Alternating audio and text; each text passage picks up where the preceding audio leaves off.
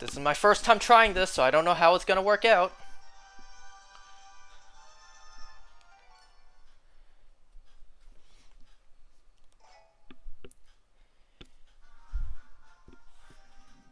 I probably should have tested the audio beforehand.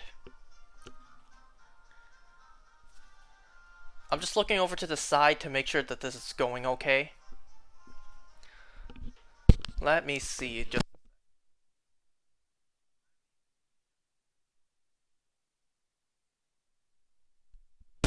Huh, that really does cut off the audio. Interesting. Okay, before I begin, I don't know how the audio is going to work. Before anyone questions it, no cheating device. Nothing on my 3DS, nothing. This is the charging thing that came with it. So, you know what, maybe I should move this a little bit.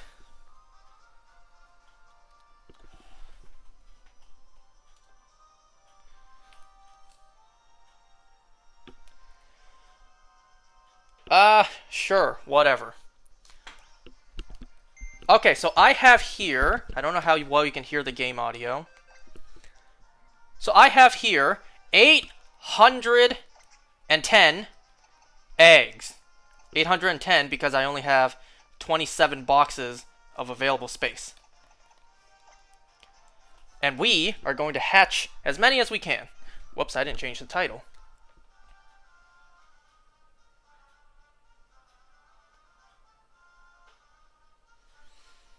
How did I do that again?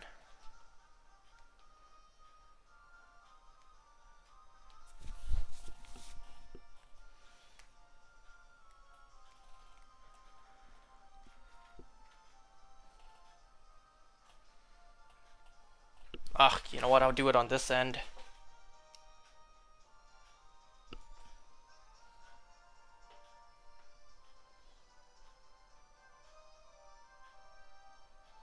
Is the camera moving a bit? Excuse me.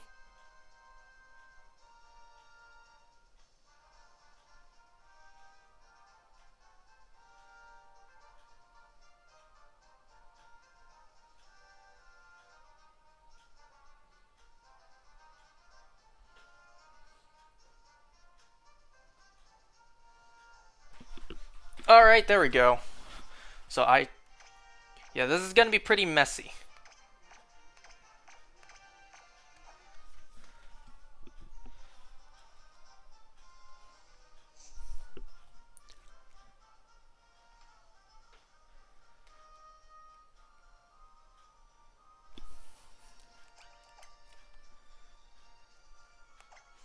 So I'm just going to fly over to Lumio City. Unfortunately, my A button is breaking a bit. You know, the most important button on the whole freaking console. Yeah, unless I push it really hard in, it doesn't always react. Okay, let's see. I need to go outwards. Yeah, this direction. And I just hold either left or right. And I just keep going. So I don't know if I should show the whole screen like this, or if I should... can I even zoom in? I don't think I can. Well, never mind.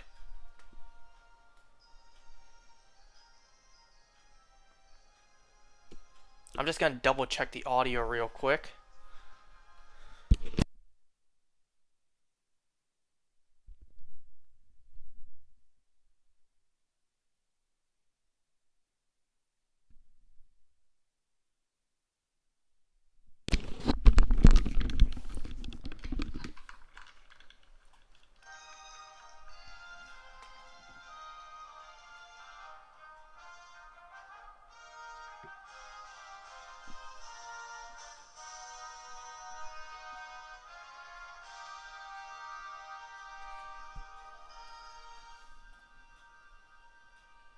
Okay, yes, you guys can indeed barely hear it. Yeah, you heard that? I was just testing the audio on the side.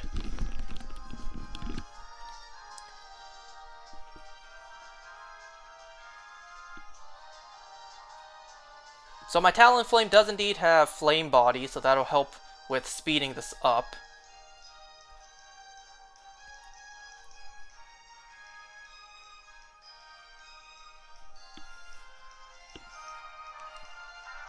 I do notice a little bit of like...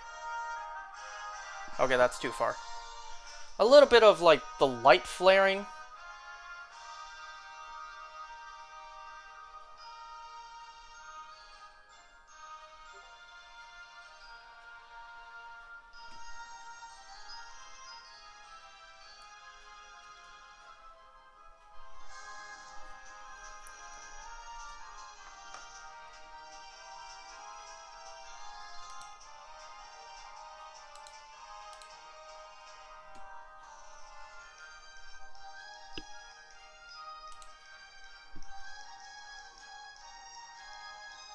I could have sworn I could have zoomed in on this.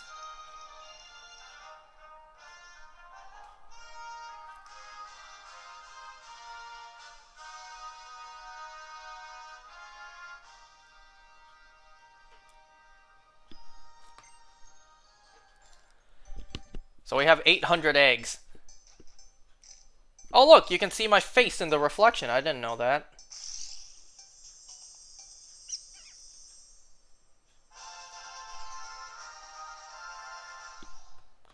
Yes, I know the camera keeps on focusing.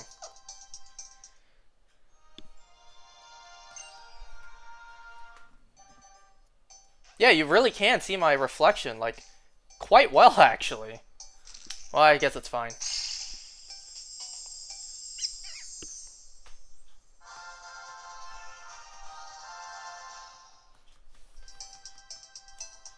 Isn't there a settings? Can't I change that in the settings where I don't nickname? That way it's not even gonna show up. Wow, that's not a thing in this game.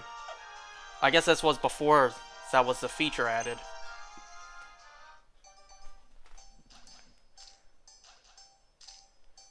You still see me turn to the side, because I keep on checking to make sure it looks okay.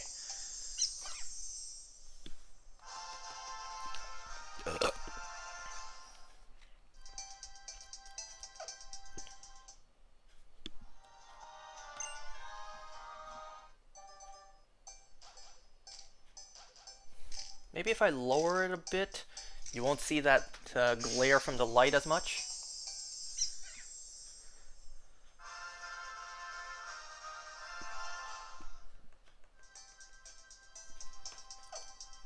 The reason I'm tapping the screen is to progress the dialogue, but I keep forgetting that there's going to be the prompt that asks me nickname or not.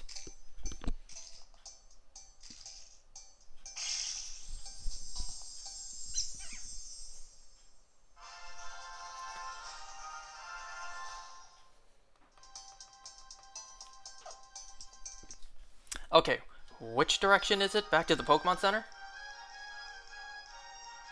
I'm not too familiar with X and Y, so I'm not sure where the Pokemon Center is.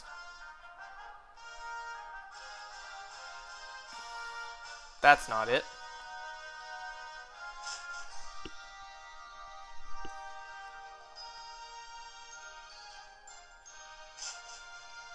This is gonna take some time to get used to.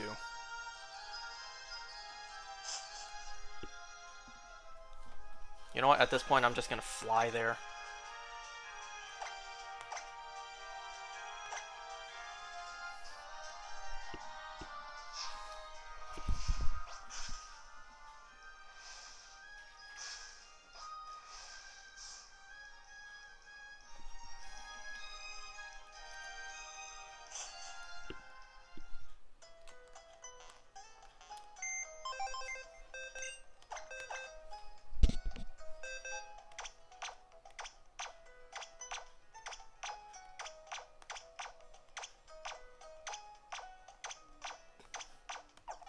It was so much faster when you were able to actually touch the screen like this. Okay, first let me see. Where is this? Okay, so it's the one with the two different platforms, and this is. There's no map. Well, fine then. Keep your secrets.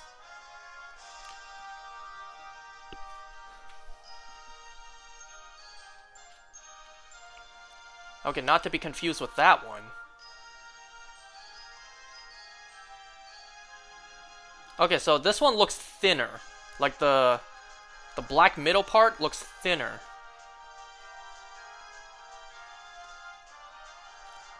Yeah, that part's definitely bigger. Okay, good to know.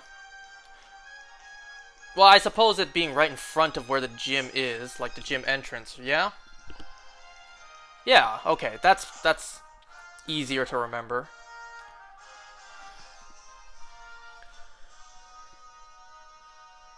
Okay, so why am I doing this? First of all, this was an idea I had like a year ago I wanted to do. Like the hunt in general, not exactly showing myself hunting it. But then I got the idea to, you know, record getting the shinies, and then at that point I was like, why not just show myself do it? Why not just stream it?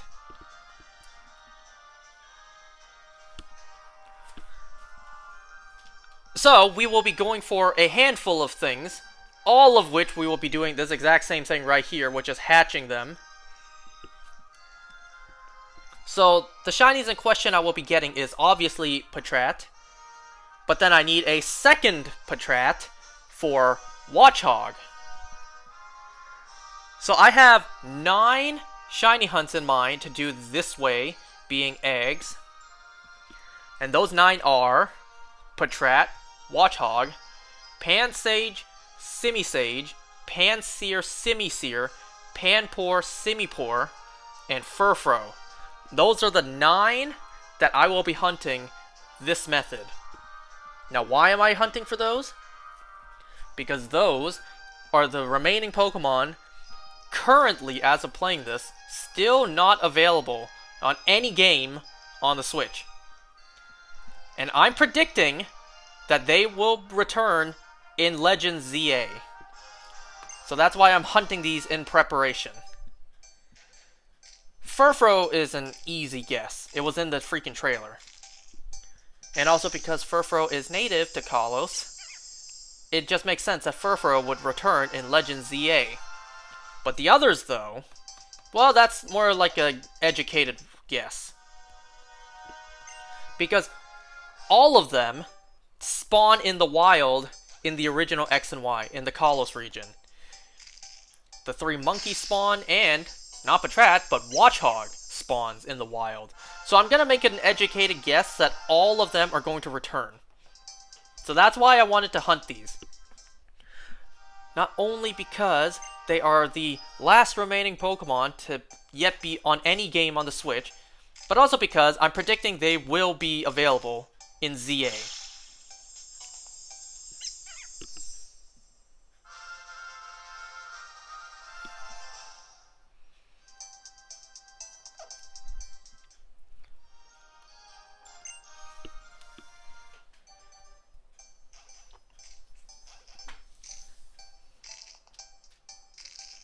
So yes, out of these 800 eggs, I need 2 shinies.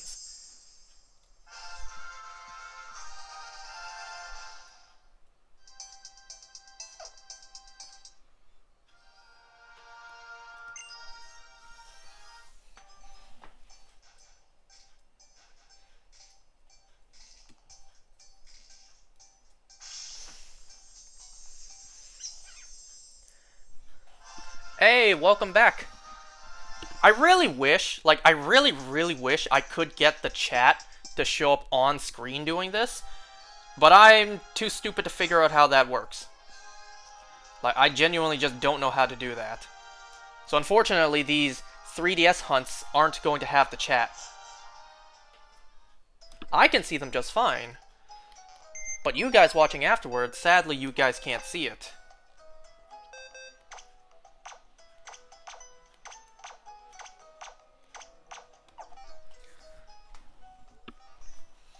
I probably should have written it down somewhere else, because I kind of can't change on my phone to go and see things.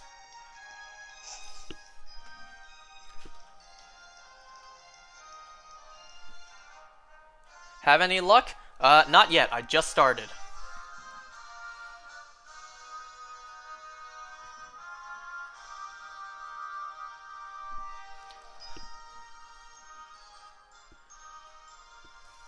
So yeah, I'm trying something new here, as you guys can see. Did you have fun yesterday? Yesterday, what happened yesterday? Yesterday was just like another normal day for me.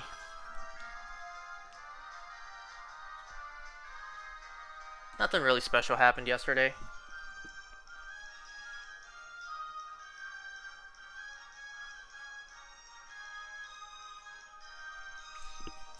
So, big shout out to No Shame in Feeding for helping me get a foreign Ditto to do this. Because it's not easy to get your hands on a foreign Ditto on the 3DS anymore, given that the online is dead. So he gave me one of his, so thank you to him. Go and follow him. No, I'm serious. Go and follow him, like, right now. Yeah, he's the one who helped me get a foreign Ditto for this.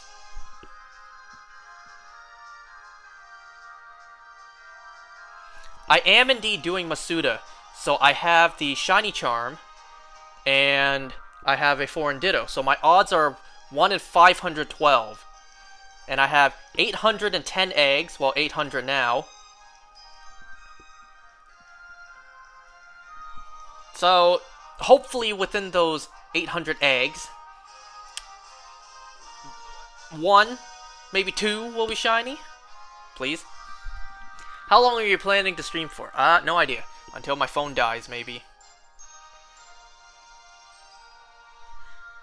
Because, in case you haven't noticed, I'm doing this on my phone because I don't have a capture card. Sorry. You're just gonna have to watch this old school.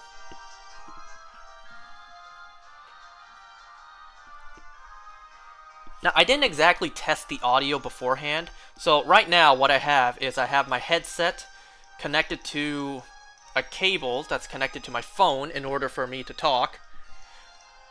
I should have tested this sooner.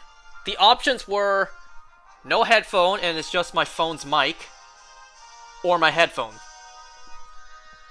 But because I have my headphone plugged in, that means I can't charge my phone while doing this.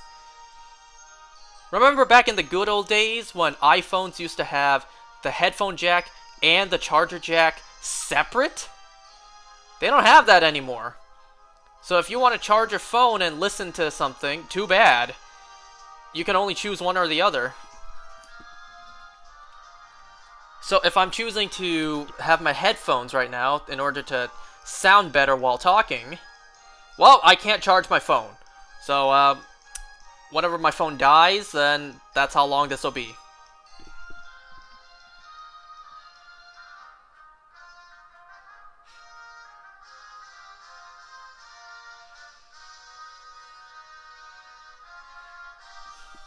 Audio sounds nice, thank you. That's good to know. That's very reassuring. I wasn't too sure how it would pick up the actual 3DS sound as well.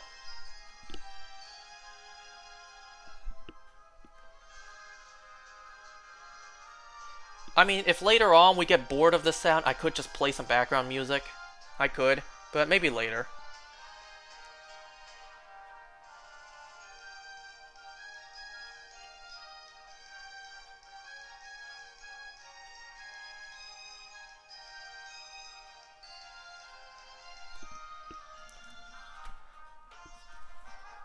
Okay, so since I'm not really doing anything besides holding down one button,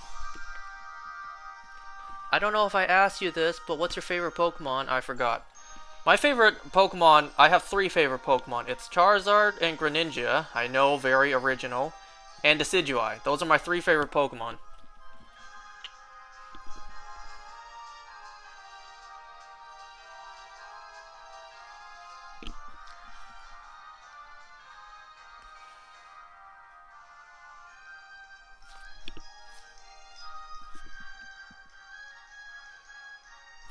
I noticed the camera keeps on focusing, like it's keep on like micro zooming in to focus.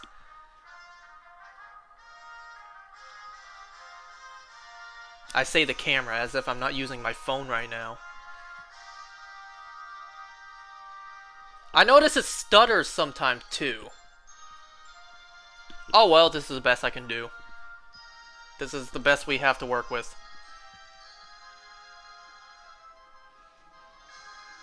I did change. I did put the eggs in my party, right? This is taking quite a while. Oh my god.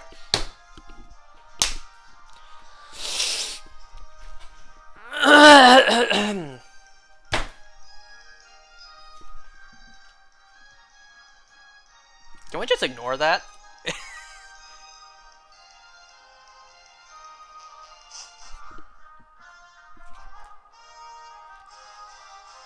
Ignore that, you saw nothing?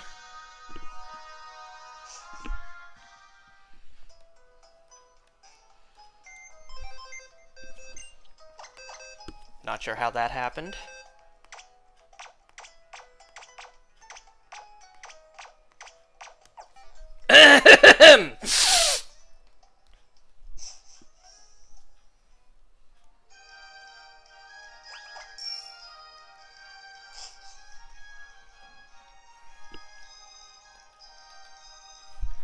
Anyways, what am I hunting for? I am hunting for Patrat, and I'm hoping to get 2. 1 to evolve. Okay, now that we are actually shiny hunting. So as I was saying, because I'm literally not doing anything besides pushing down one button, let's talk about something. And I have something, or rather, a movie, I've wanted to talk about for a while. And that aside, if we have enough time, I have like 3 different movies to talk about.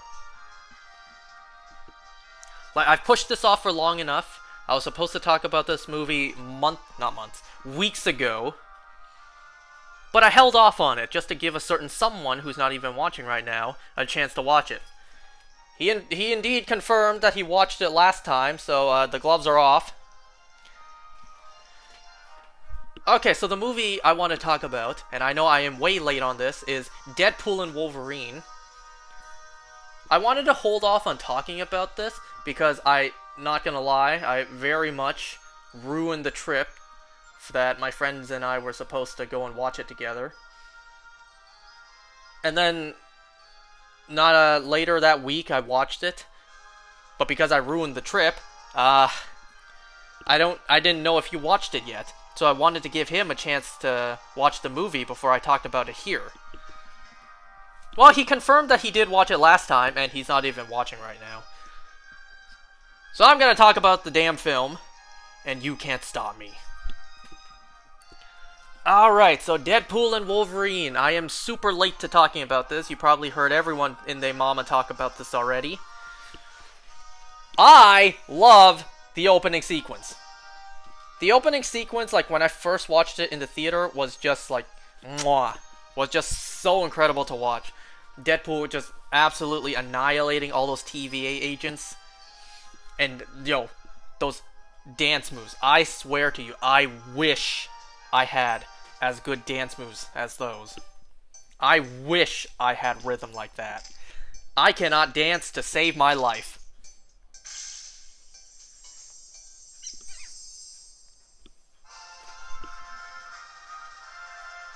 One thing to know about me is that I am not a big music person.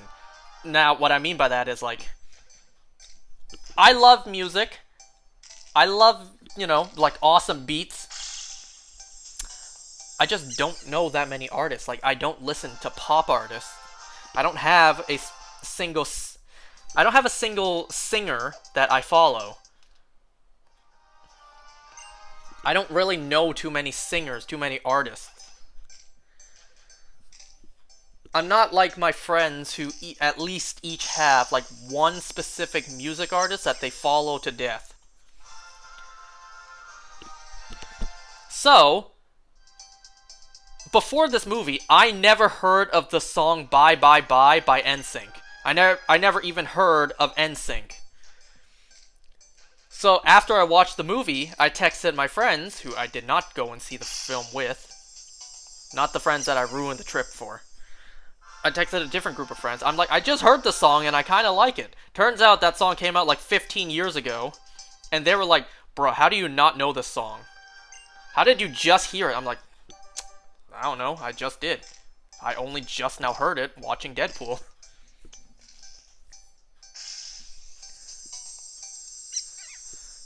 And then I come to find out that, you know, because they told me that was Justin Timberlake. He was in a group called NSYNC, and then he left and then did his own thing. I was like, oh, I didn't even recognize that was him. The difference a beard does to disguise a person.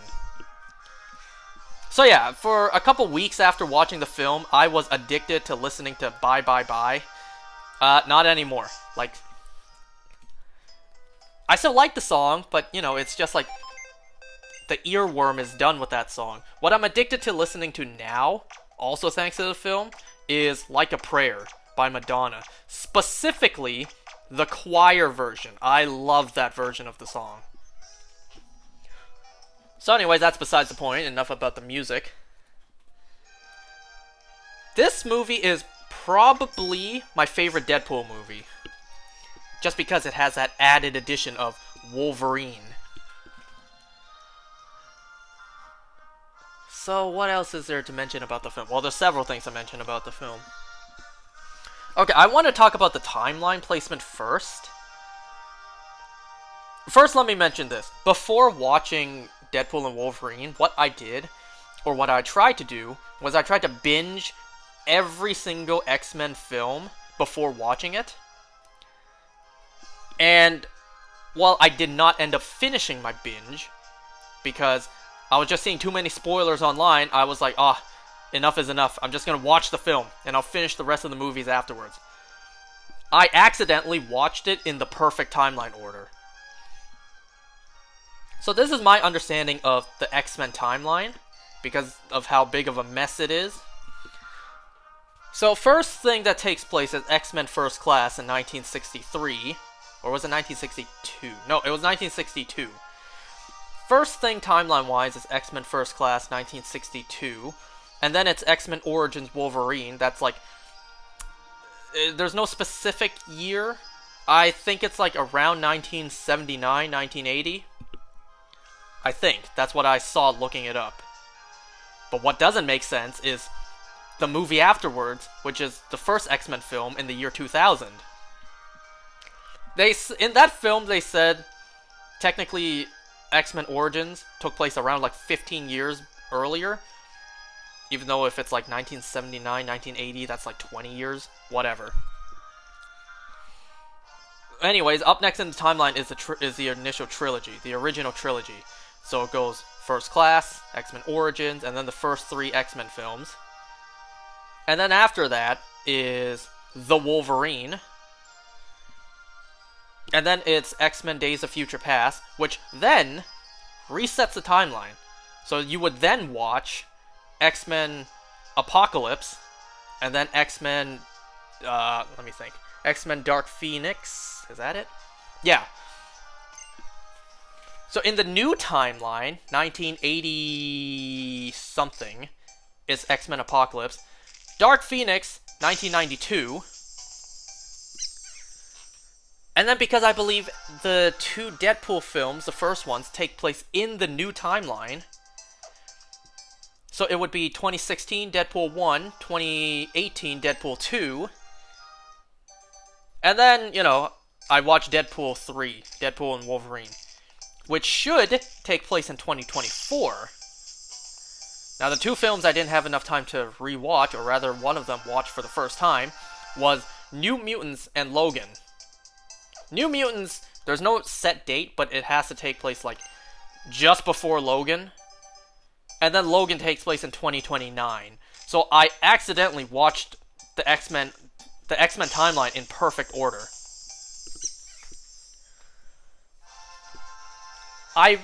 Doing this actual rewatch was my very first time actually watching Dark Phoenix and New Mutants. Dark Phoenix was not that good. New Mutants was even worse. It's no wonder I never watched them before.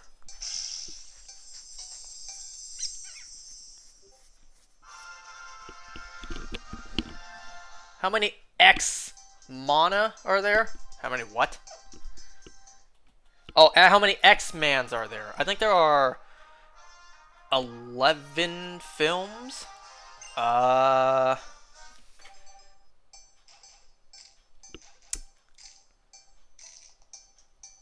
That is a hard question. Hold on, let me think. I gotta remember in terms of my order that I watched it in. First class. So first class, X-Men Origins, the first trilogy, the Wolverine, Days of Future Past, Apocalypse, Dark Phoenix, Deadpool 1, Deadpool 2, Deadpool 3, New Mutants, and Logan. That's 14. Even though one of them is Marvel Studios, so it's not technically Fox. This isn't right.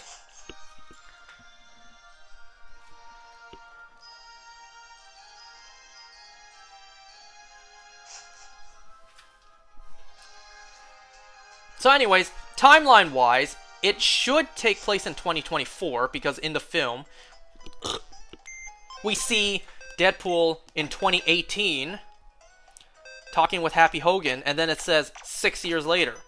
6 years after 2018 would be 2024. Whoops.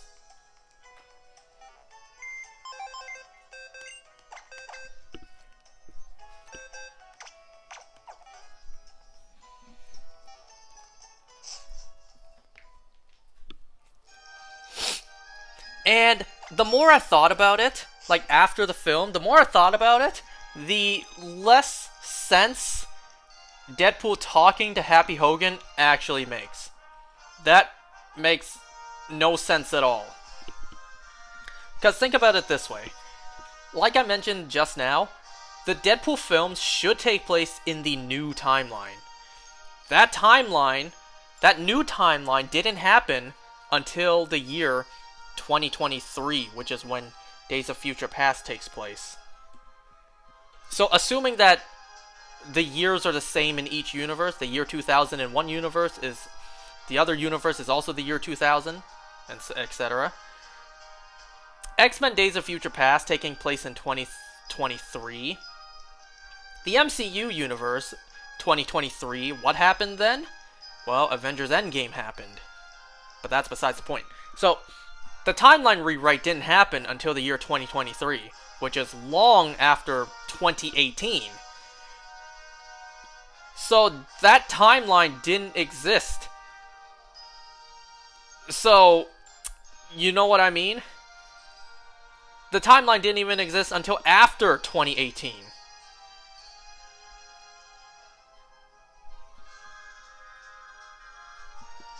So back when 2018, like before the timeline was rewritten, this Deadpool didn't even exist. So what I imagine has to have happened is that originally in both timelines, there was no connection. There was no multiverse travel between the two universes. In 2018, originally, Deadpool never met with Happy Hogan. It wasn't until 2023 that the timeline changed in the Fox universe. And then Deadpool went into the MCU and kinda altered the timeline, but not enough to make a Nexus event. I imagine Happy that day didn't have any appointments for Avengers, meetings. Like Avengers audition meetings.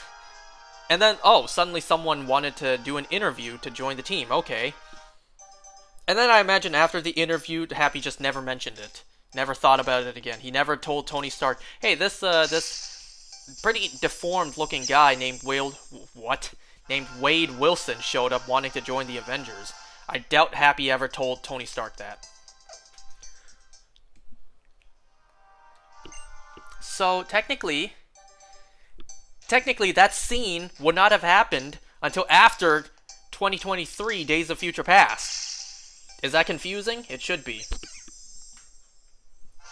So, yeah, regardless, Deadpool gets rejected by Happy Hogan to join the Avengers, and then he kind of stops becoming Deadpool for the next 6 years.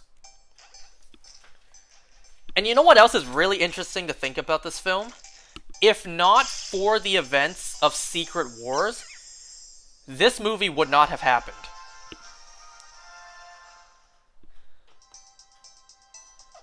This timeline confuses me. Yeah. It would be better if I...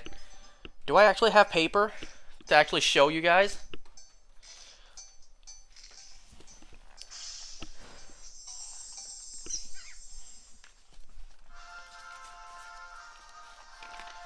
I don't know what I have over here that's scrap paper.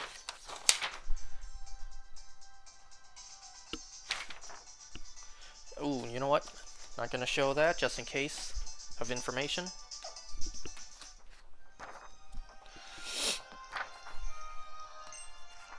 So anyways, like, I'll show you the timeline later on. As I was saying, like, if not for the events of Secret Wars, this movie would not have happened. Paradox said that his superiors, who we don't know who they are, he said that his superiors told Paradox to, like, take Deadpool out of his universe because he has a vital role in some sort of, like, calamity happening in the near future. That being Secret Wars. So if not for Secret Wars, the TVA would not have taken Deadpool. He would have no longer been Deadpool, and he would have continued to just be a car salesman. Probably would not have ended up back with Vanessa. So it's interesting to think that it's thanks to the events of Secret Wars that this movie even happened at all. If not for Secret Wars looming in the future, this movie would not have happened. Whoops.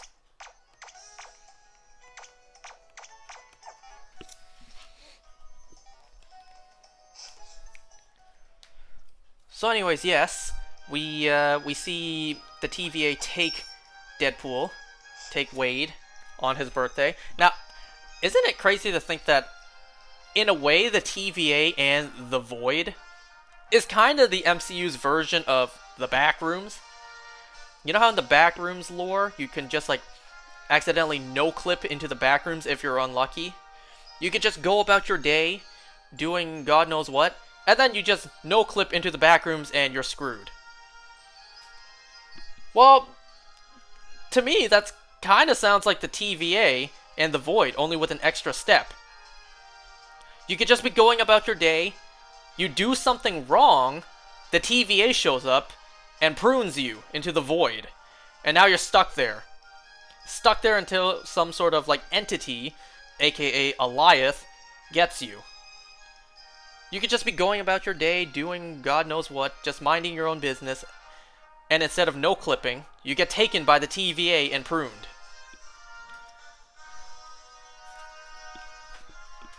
So yeah, so we get introduced to the concept of anchor beings. Logan was the anchor being of the Fox universe of Earth 10,005. I kind of find it interesting. Like, it's obviously, like, you know, all humans. All the workers in the TVA are variants of people on Earth. I kind of find it interesting, though. Like, anything that happens on Earth, planet Earth, and then the entire timeline, the whole universe, is wiped out by the TVA. Right? And if an anchor being dies, the entire universe fades away. You know, given a couple thousand years.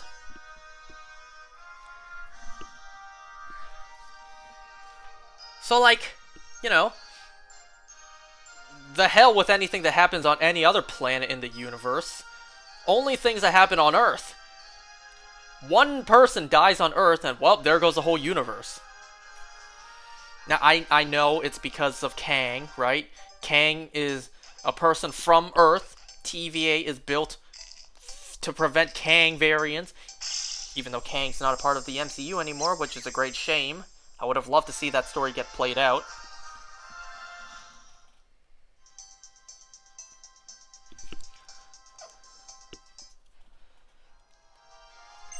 You're still listening to me? Well, I'm glad someone is.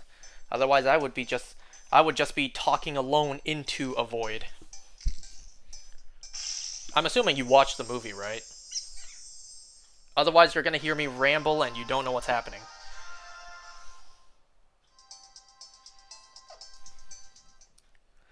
Oh, I see my fingers got clipped there. I don't know what happened there.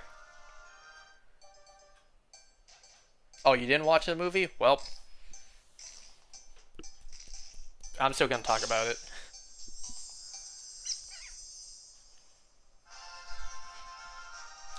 How much power does my phone still have? What happens if I do this? Does anything happen on the other end? Okay, nothing actually happens to the footage if I just take a look at what power my phone is at. That's good to know.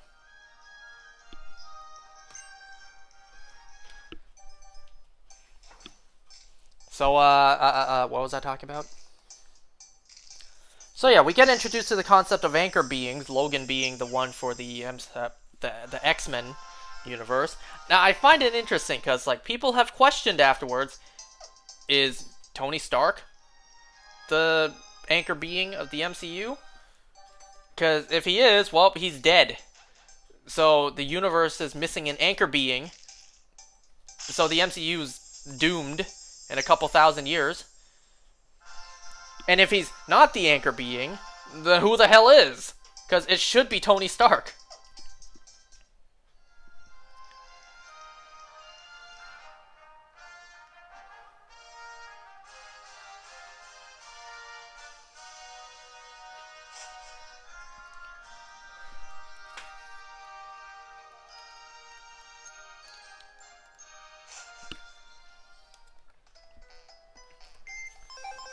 So when we get this montage of, you know, Logan variants, we get this comic accurate short Logan.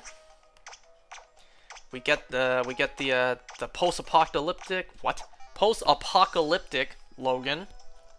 We get Patch, who we all thought was going to be played by Daniel Radcliffe, sadly not.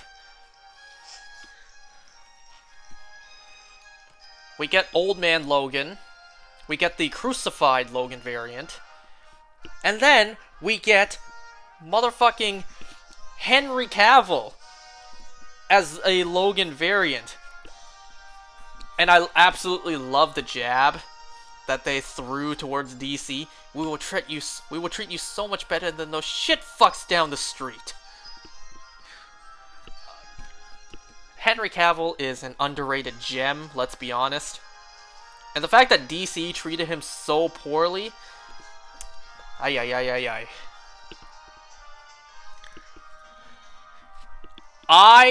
want a Henry Cavill solo Wolverine movie. I want that. Just make it a one and done. Don't make it a franchise. Don't make it a series. Don't give it like a dozen movies like you did with Hugh Jackman. Just do one Henry Cavill Wolverine movie and just be done. Bring him back as a cameo later on. Just give him one solo movie as Wolverine, please. I would love to see it. You know, with Henry Cavill now, that means there are only 3 actors who have ever played Wolverine in live action. That being Hugh Jackman, Henry Cavill, and I don't know his name. The guy who played the kid version of Logan in X-Men Origins Wolverine. So that makes only 3 actors who have ever played Wolverine in live action. You enjoy Marvel or DC? I like both. I enjoy both. I'm a big fan of both. I don't like one over the other. I enjoy both.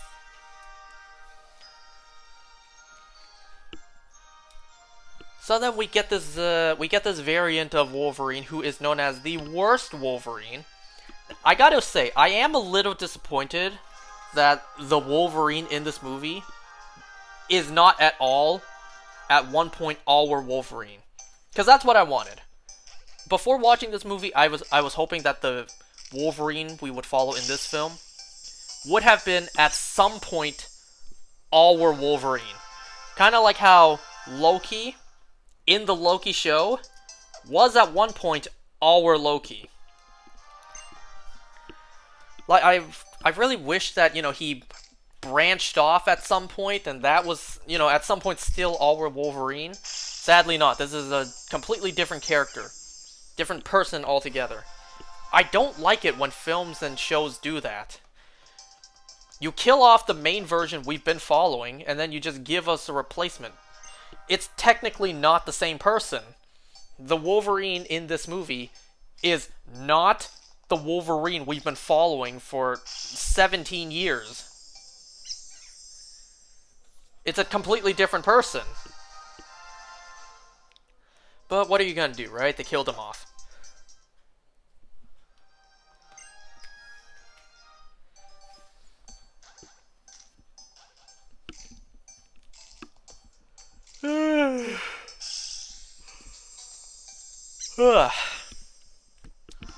Anyways, they get pruned. What do we see in the background in the TV? What? The TVA. What do we see in the background in the Void? Not only do we see the Destroy 20th Century Fox logo, which is absolutely meta and hilarious. We also see in the background the CN Tower. The Toronto CN Tower. Now, I like that nod, just because, you know, both characters and actors are... Well, no. Hugh Jackman's Australian. Both characters are Australian. What? Both actors... What am I talking about now? Both characters are Canadian. There. And Ryan Reynolds is actually Canadian, while Hugh Jackman is Australian. Now, you know, the CN Tower is a nice touch for me, because literally, like, not even a week ago, I was supposed to go and eat there. For those who don't know, did you guys know the CN Tower is a restaurant? I imagine for tourists, that would not be the first thing you picture when you think of, like, what there is to do inside the CN Tower. It's a restaurant? Yeah, I was literally supposed to go and eat there, like, earlier this week. But it didn't work out. And the fact that it's pruned into the Void, it just makes me think. You know, I literally know someone who works in the CN Tower as a chef. It's one of my dad's friends. Hell, my dad used to work at the CN Tower. I didn't know about that. So, my dad has a friend who works as one of the chefs at the CN Tower. I can only imagine, in the MCU, in the Void, the CN Tower was pruned into the Void, and I imagine the staff were all in there. So I have a face to put on to one of the quote-unquote extras in the movie, or in the universe. Like, I just imagine the CN Tower was pruned into the Void, and the person I know just walks out of the CN Tower and is just like, where are we? This is a desolate wasteland. How did I get here? I was just in the city of Toronto, and now I'm at some sort of wasteland. Like, I know someone who works there. But anyways, that aside. You want to know what I found was the funniest fourth wall break in the entire movie? It was when Ryan Reynolds as Deadpool, he was just like, suck it, Fox, I'm going to Disneyland. Headbutts the camera, get fucked. That was so funny. I don't know why, that is the funniest fourth wall break to me in the entire movie. Suck it, Fox, I'm going to Disneyland. So then we got this awesome fight between Deadpool and Wolverine. It is great to see an actual Wolverine suit and not black leather for once. And then we get the cameo of Johnny Storm. Now, unfortunately, before watching this movie, I was super spoiled on Johnny Storm. So going into the movie, I knew for a fact Johnny Storm was in this movie. And then we get, you know, other Fox characters like Sabretooth, like Toad. Then later on we see Pyro, Azazel, Lady Deathstrike, played by someone else. Also see Psylocke, played by someone else. Juggernaut, I'm pretty sure that's played by someone else as well.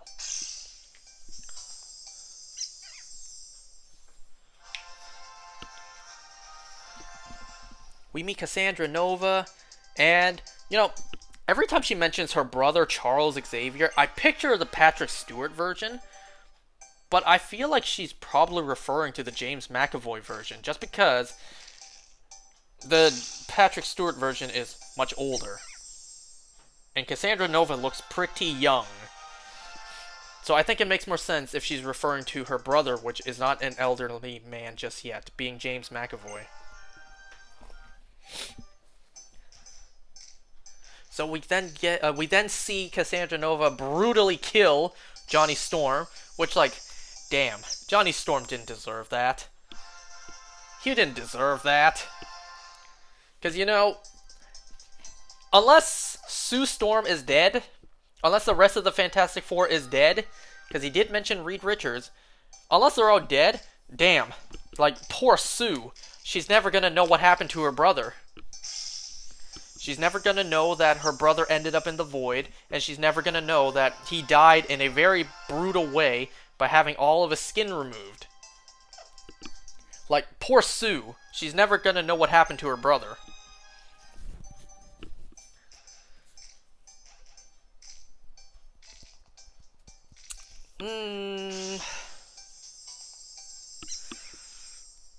Okay, so then we see Dogpool, and then we also get introduced to Nice Pool, which I really did not expect. We get this fight scene between another fight scene actually, between Deadpool and Wolverine with the Honda Odyssey. Now, one thing that I did not notice my first time watching, it took me like 4 times watching to notice this detail. I was actually wondering, why did Wolverine take off his sleeves? Like, they were fighting, he still had his sleeves on, and then they made it to that little cave, and his sleeves are just gone. I'm like, why did he take off the sleeves? I didn't notice this detail before. They were actually completely destroyed in the fight. The scene where a mystery person gets in the car and drives them away, you see Deadpool and Wolverine both oops. See, that's what happened the first time. You see them asleep, and you see his sleeves are completely torn apart. So that's what happened to his sleeves. They were just completely destroyed. So then we get more cameos. Now, the only cameos I knew about, like for a fact, was Johnny Storm. Yes, they announced that Jennifer Gardner would return as Elektra. I'm not gonna lie, I kind of forgot. So seeing Elektra, I was surprised. And then, the cameo I did not get spoiled on, Blade. Mahershala, what? No, not Mahershala Ali. Wesley Snipes returns as Blade. And then, the final quote-unquote cameo, we get Channing Tatum as Gambit. Now, before watching this movie, I did not know the full story of Channing Tatum wanting to play Gambit. I'm pretty sure I heard something about a Gambit project in the works, but then it didn't work out because, you know, Disney bought Fox. I think I heard something about that, but then I forgot about it. So after the movie, then I heard the full story of Channing Tatum wanting to play Gambit. Yeah, he's been waiting a long time. And I just want to mention, like, quickly, Channing Tatum playing Gambit. I mean, he works. Channing Tatum as Gambit works. At first, I was a little mixed on him playing Gambit. Because when I picture Gambit, I picture a long, skinny, tall face. Channing Tatum's face is more round. So at first I was kind of mixed with Channing Tatum playing Gambit, but then after seeing it, it's like, oh yeah. Where's my solo Gambit movie? I want that now. Especially since they released that deleted scene with Gambit in the void, like seemingly getting rescued with the sling ring portal. Yeah, I want that Gambit solo movie now. And I just want to say too, like, damn, Channing Tatum is lucky that he fits the description for Gambit. You know, he's lucky that his favorite character, he can play. Like, If I was in his position, I can't exactly do that. You know, my favorite superhero is Spider-Man, and if I was an actor, well, I can't play Spider-Man because I'm not white. So Channing Tatum is very lucky that he fits the description. Fits, you know, how the character is. Well, except for his face being too round, but that's besides the point. That doesn't really matter, I suppose.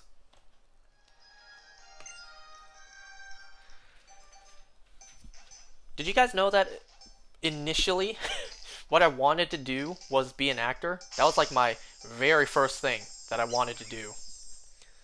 Well, I can't act for shit. So, yeah. And also, I don't have a, you know, I don't have a good bod. Okay, so aside from those cameos, we then get some funny dialogue. Like, please let it be Magneto. Please let it be Magneto. Magneto's dead. Fuck! Now Disney gets cheap? We also see X-23. She was in the trailer, so we already knew she was in the film. Blah, blah, blah. They go to the dead Scotland compound. They get Juggernaut's helmet. Blah, blah, blah. So, one part that really does not make sense, and they just kind of threw it in the movie, hoping nobody would really pay attention. When Cassandra Nova was literally digging into Logan's head, we see clips from the previous Wolverine movies, but that's not the same person. How would this Wolverine from a completely different universe have the same memories as the Logan we've been following? Yes, you could argue like they've literally just had the same experiences. They literally just went through the exact same thing. Okay, but one problem with that. Those blink and you'll miss like little flashes to the other movies showed the events of Logan, where he met X-23. And in this movie, he didn't know who X-23 was. So that really makes no sense whatsoever. Like, absolutely none at all.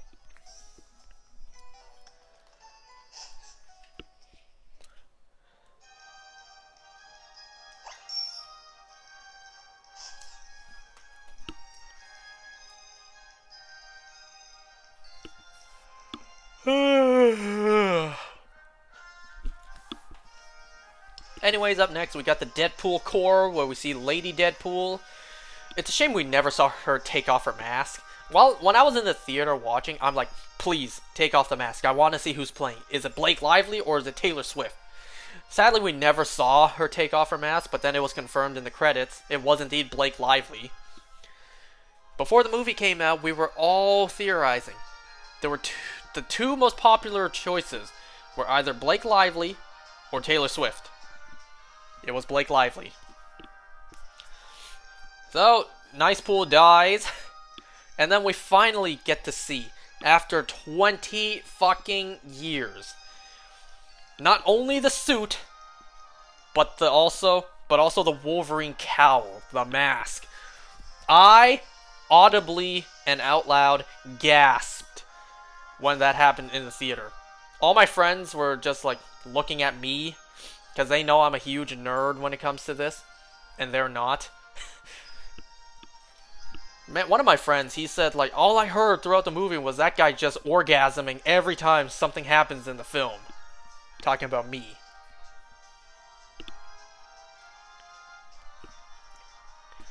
And then we get this, like, well, I don't know how they shot this. Movie magic, I suppose. We get Deadpool and Wolverine versus the entire Deadpool Corps. So many Deadpool variants. You know, we got variants like Headpool, Kidpool, Deadpool 2099. Couple others. I'm kind of surprised, but then again, it makes a lot of sense. Kind of surprised there was not a Deadpool variant voiced by Nolan North. You know, the Deadpool from the video game. Like, kind of surprised they didn't just do an entire, like, CGI recreation of the way Deadpool looked in that film. That game, voiced by Nolan North. But I get it, that's a video game. And also, like, all the, like, legal loopholes, not legal loophole, legal like hoops you have to jump through. We already know all the legal stuff when it comes to that game. Alright, sometimes. Did you guys know that in X and Y, eggs don't auto-go into the PC box? So I had to, one by one, collect them into my party, and then put them into the PC box. And I had to do it one by one. Otherwise, the hatching distance would be different.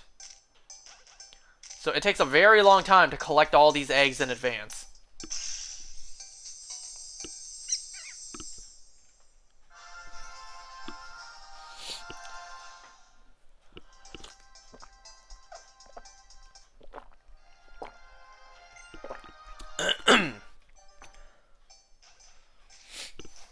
Oh, what does the shiny look like? Instead of the eyes being red, they're blue.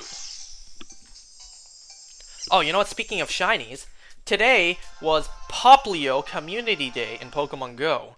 I only caught 7 shinies despite I played like crazy. So yeah, I only got 7 shinies today in Pokemon Go. I did get, however, a shiny Xerneas yesterday in Pokemon Go.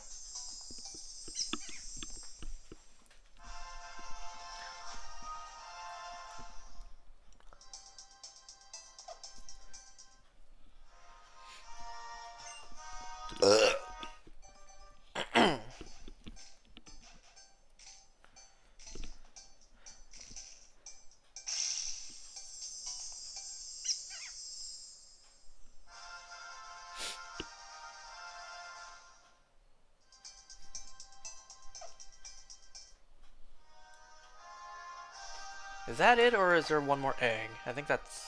Nope, that's it. Yeah, sometimes I did forget to put the egg into the PC. So there might be an egg here or there that has a different hatch time than the rest. The fact that eggs don't auto go to the PC in this game, you know, it's just like, I guess it's before that time. We are so privileged nowadays when it comes to Pokemon games. What the hell? What? There. I don't know if you guys saw that, since my finger was in the way.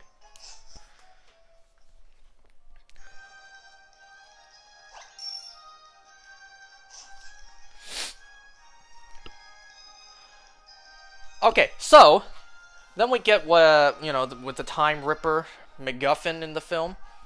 We get my favorite scene in the entire movie, mostly because the music is so great as well. We get Deadpool and Wolverine stopping the Time Ripper, and then we get this, you know, this very sexy shirtless scene with Wolverine. Rest in peace to that suit.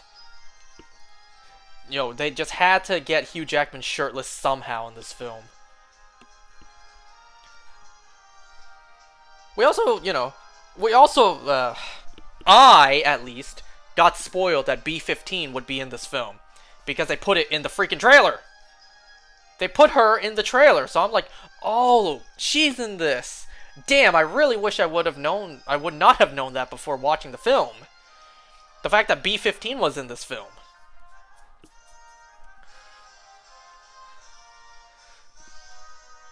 So yeah, they save the X-Men timeline. Film ends, and then post-credit scene, we see that, you know, everything that Deadpool said to get Johnny Storm killed, he actually said it himself. Johnny Storm actually said that about Cassandra Nova. So, a couple of things I want to mention about this film. After I first finished watching the film, I was at home, I was showering, and then it hit me. Wait a second. There are now 2 Wolverines. And not only that, there are 2 X-23s now. Because this film takes place in 2024. The events of Logan haven't happened yet. The events of Logan is 2029. It's kind of confusing. In 2029, a young X-23 survives because Logan sacrifices himself. And then at some point, X-23, Laura gets pruned into the TVA, where then a 2024 Deadpool arrives and then later on helps her get out of the void into the year 2024. So she went from 2029 to the void and then went back to 2024. So there are 2 Wolverines and 2 X-23s. That means now watching the events of Logan, there's another Logan out there. And another X-23. Are they ever going to, address this? Probably not. It's like what happened in Agents of S.H.I.E.L.D. There were 2 Fitzes, and then they actually did address it in the next season. So we'll have to wait and see if they ever address the fact that there are 2 Wolverines now in one timeline. As well as 2 X-23s. And another thing to mention about this film, I couldn't help but notice the hypocrisy in Hollywood. But then again, what's new? Right? That's not a hot take. That's not an understatement. Hollywood's always been hypocrites. You guys notice how there's all this woke garbage that they've been giving us for several years now? All of the message regarding, women strong, men bad. You ever notice those? I'm sure you know what I mean, right? You should consider renaming your team from X-Men to X-Women. Okay, woke shit aside, I can't help but notice the hypocrisy. Because, there was absolutely no reason Hugh Jackman needed to be shirtless in this movie. Absolutely no reason. But they did it anyways. I guess 1, to keep with the tradition, but 2, to show off his incredible physique at the age of 55. You've heard all these, woke activists in the, past few years, body positivity, don't sexualize women in movies. It's stop showing women with beautiful bodies, sexualizing them. But then it's okay, but then you have no problem doing it with guys.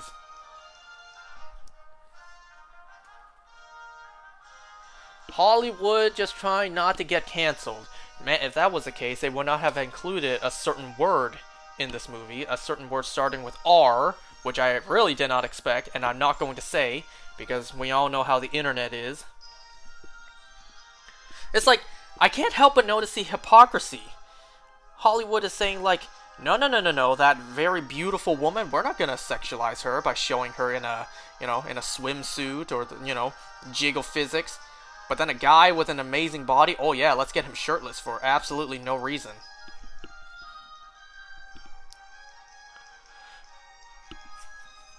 Hugh Jackman, he worked hard to get into, superhero shape for his movies, and of course they want to show that off. They want to show him off with his, glistening pecs and his hairy abs.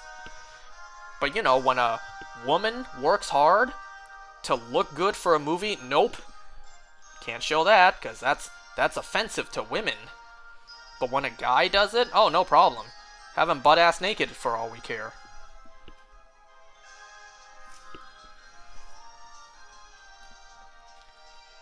So anyways, yeah, I just couldn't help but notice the hypocrisy there. The fact that there was absolutely no reason Hugh Jackman needed to be shirtless in this film, besides the fact, just to show off how hard he worked to get into shape. But God forbid when a woman does that, right?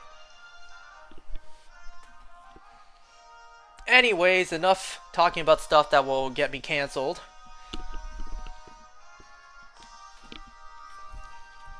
I very much enjoyed this film. This film absolutely deserved to become the highest grossing R-rated movie of all time, beating out Joker. Who knows, maybe Joker 2, Joker Folie à Deux, will have something to say about that, but, that remains to be seen. Ugh. What do I rate it? I would rate it like a 9 out of 10. It's not perfect. No, nothing is perfect. I would give it like a high 9 out of 10.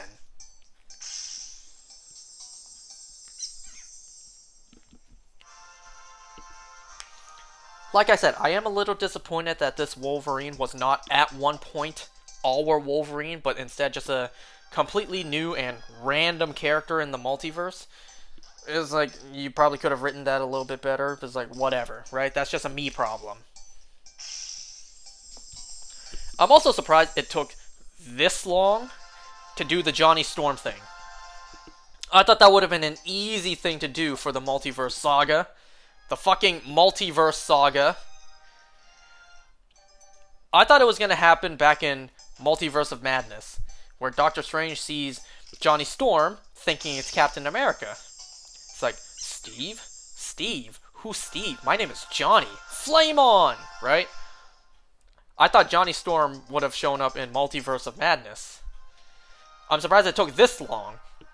Now all we need is Michael B. Jordan to do the same thing. For someone to see the variant be like, Killmonger? Is that you? Killmonger? Who's that? My name is Johnny. Johnny Storm. And you know what? Speaking of that movie, which, I admit, I never watched that movie. I think it was 2015? The one failed attempt at a Fantastic Four reboot, I never watched that movie. It just looked bad to me. So I never watched it. Hey, if they canonize it into the multiverse, I will watch it. Because I admit, I have not seen everything. And, you know, anything that is canon, I will watch it. So, it's because of this film that I need to go back and either watch for the first time or rewatch. I have not seen the two Fantastic Four films in a very long time, so I would like to rewatch those from 2005 and 2007. I've never seen, this is such a sin for me to say, I've never seen any of the Blade movies. I know they get such high praise, except for the third one. Listen, that was just before my time. Those were just too old for me to watch. Like, when I was younger, that is. So now I will definitely go back at some point and watch those films. I will also... what else was there? Oh yeah, the Elektra. So that means Daredevil and Elektra.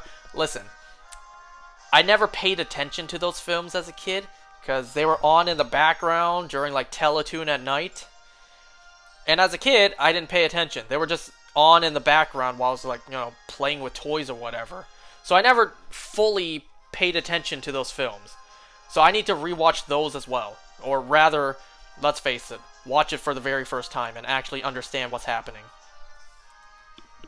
So at some point, I will go back and rewatch all of those. Now, what I really loved that they did at the very end, the credits, was the love letter to Fox. You had this, like, montage of behind-the-scenes footage of the old X-Men films, and then you have, like, clips from the actual X-Men films, Fantastic Four films, other stuff, like Blade and whatever. Like, it was so nice to see. Just a love letter to Fox. I find it interesting that they included the rebooted Fantastic Four, despite that having nothing to do with this movie. So yeah, it is really an end to the Fox era. This movie really did feel more like a Fox story than an MCU story. You know, it primarily revolved around, like, Fox stuff. So it didn't really feel like MCU.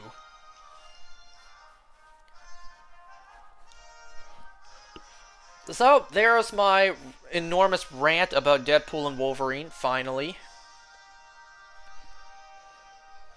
Now, I do have another movie to talk about that I watched recently. I think it was 2 weeks ago. Geez, was it that long? When my sister was away for not her honeymoon, when she was on a cruise with her husband's family, I decided, well, now's a good time for me to watch this. No one's using the living room TV. Now's a good time to watch this. The film I watched recently was Despicable Me 4. And first of all, I want to mention, that's not the only fourth film I have yet to watch. I still haven't seen Kung Fu Panda 4 yet. So Despicable Me 4, I have to say, it wasn't that great. I'm pretty sure it is easily the weakest of the Illumination Despicable Me franchise films so far. It is definitely the weakest film so far.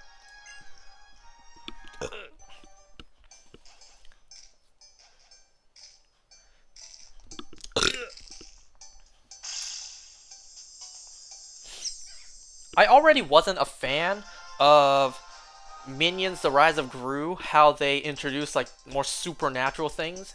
I wasn't a fan of that. Something I liked about the Despicable Me franchise is that it's pretty grounded. There's no supernatural things.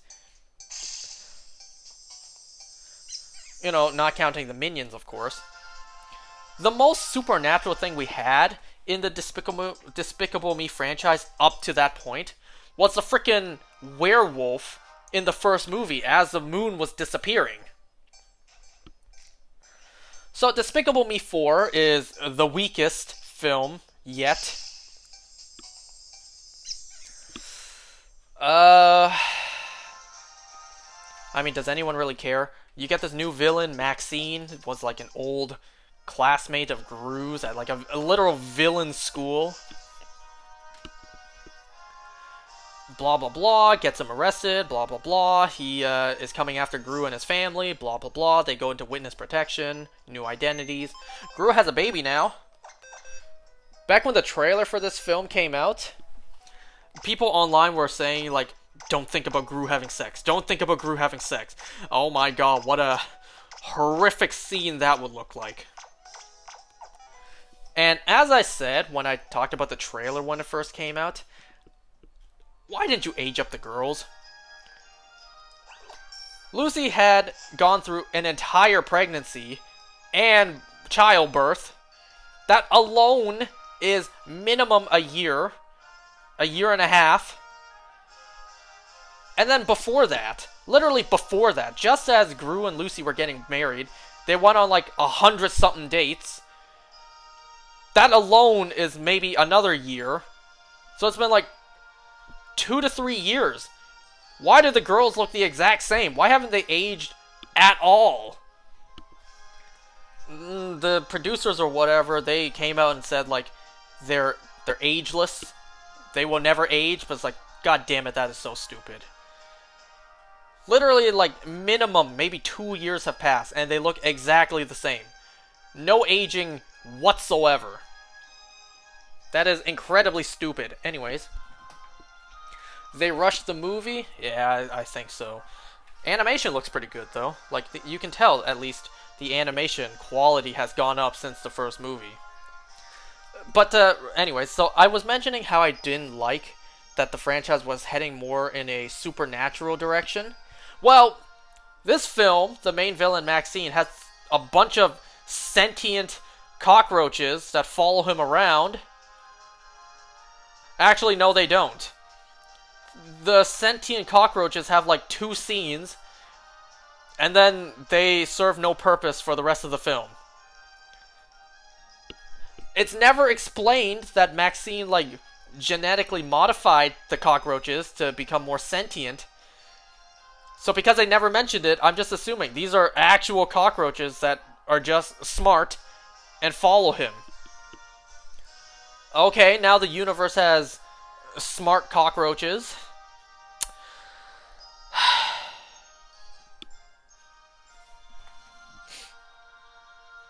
I wanted to see a cockroach wave. So then we get this low-key unnecessary character with Poppy. She wants to rob the school mascot that Gru went to. Okay. And it's because of that they get caught. The principal snitches to Maxine where Gru is, blah blah blah. And then Maxine turns Gru's baby into like a half cockroach. And then with the power of fatherly love, the spell breaks and he snaps out of it. The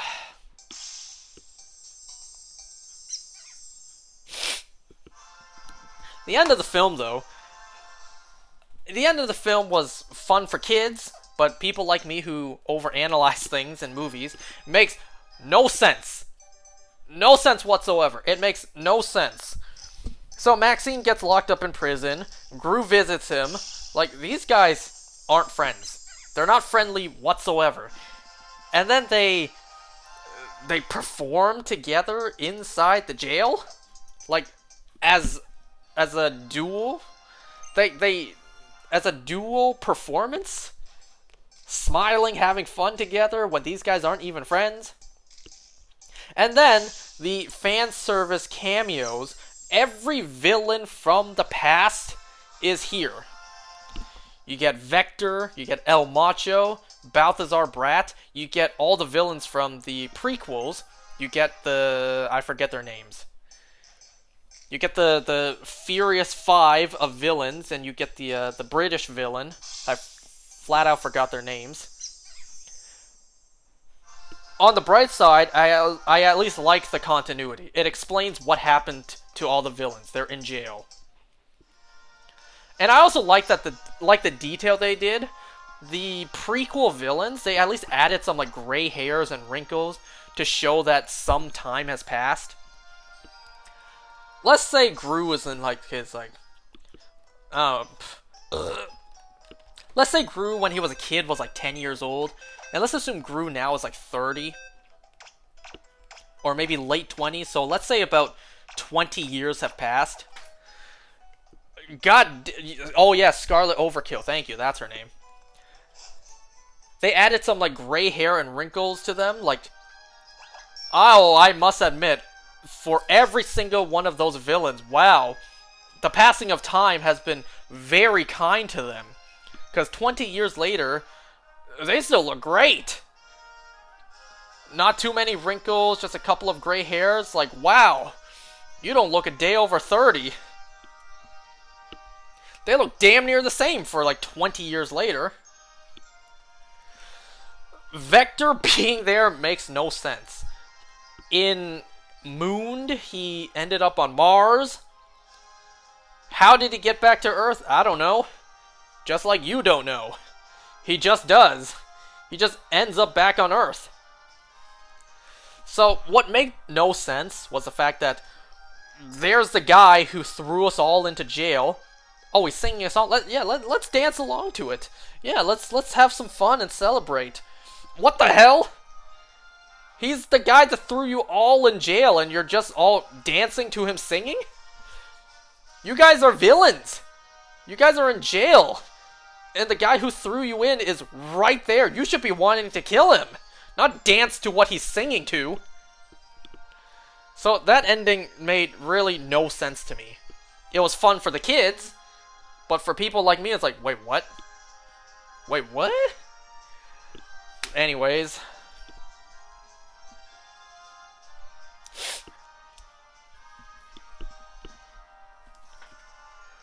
So yeah, Despicable Me 4. Definitely not the best film in the franchise. Lucky it's not rated R. You know what should have been rated R? The Five Nights at Freddy's movie.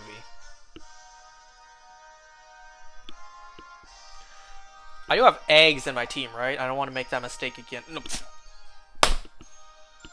Why do I keep making that mistake?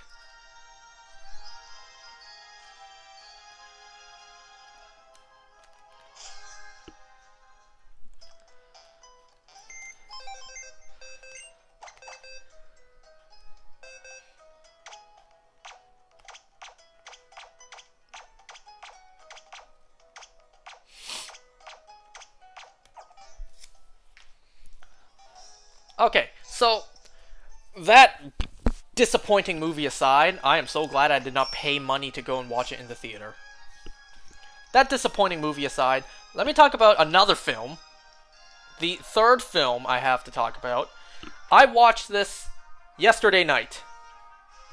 You quite enjoyed watching this stream? Thank you. I'm glad someone enjoys me ranting about movies.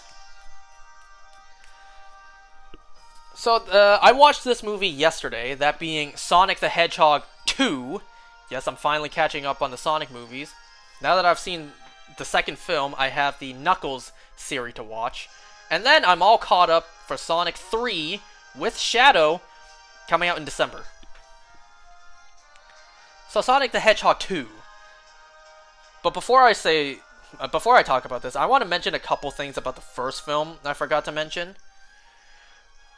So, okay, let me just look something up real quick, just to confirm, because unless I'm wrong...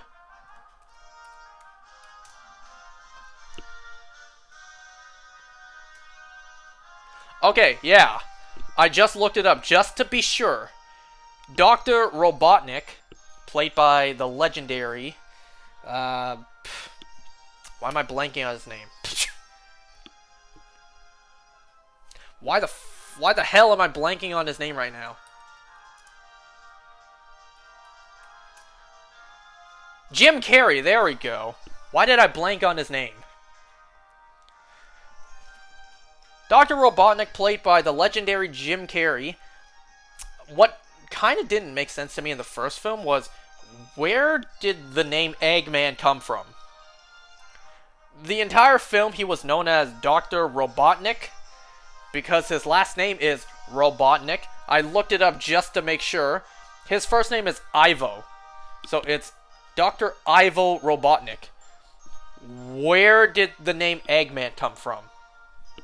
Sonic just randomly calls him Eggman. What? Where did that come from?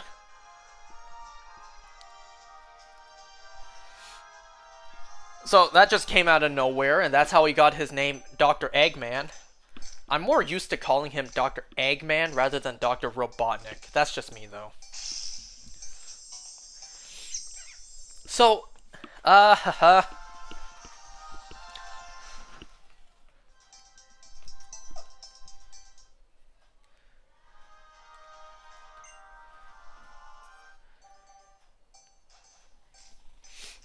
So, one thing I noticed about the first film that was kinda, like, utterly pointless.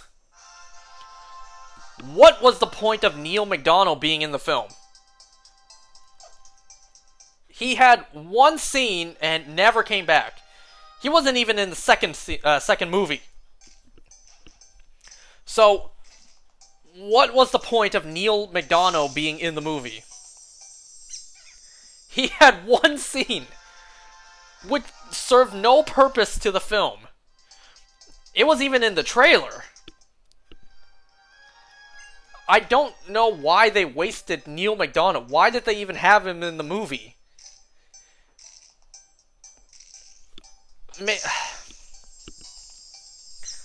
Like, you know, depending on how great these actors are, like how good they are at not breaking character, he could have filmed that in a day and just, like, been done. Yes, when it comes to movies, there are a lot of scenes that get left on the cutting room floor, get cut out of the movie. If that's the case, then that just makes it worse. They cut out all the scenes he had, except for this one, which already serves no purpose to the film. So it's like, you hired him, you paid him for all those scenes that didn't even make it into the film. So what was the point of having him? Anyways, that aside. Okay, so, about the second movie. My biggest complaint about the second movie is the way that Eggman looks. You were so close to having him looking perfect, aside from the big belly. That probably is in the third film. He's bald. He has the mustache. You were so close to perfection. The one thing that you did for like 10 seconds and stopped doing were the goggles over his eyes. You either had him wear it on his head, or he didn't have it at all. Oh, you were so close. Anytime Eggman put on the goggles, he looked almost perfect. And then you didn't do that for majority of the film. Why? You had such a perfect look if he put on the goggles. He put the goggles over his eyes, he would have looked almost perfect like Eggman. The one thing Eggman is known for, well, not the one thing. One thing Eggman is known for is never showing his eyes. He always has glasses or goggles over his eyes. You never see his eyes. So why not leave the goggles on? You did it for like 10 seconds and then you had him take it off. Stupid. It's so stupid. And while watching the film, I finally realized what else is missing from Eggman. What else is missing from making him look perfect, aside from the big belly? And that is a big red nose. He doesn't have a big nose. He has a regular human nose, which fine. I guess it works for live action, but it's just nitpicking at this point. I know. Just please cover his eyes. Have him wear the goggles. I beg you. He looks perfect when that happens, and you don't do it enough. So Eggman aside, this movie introduces Tails and Knuckles.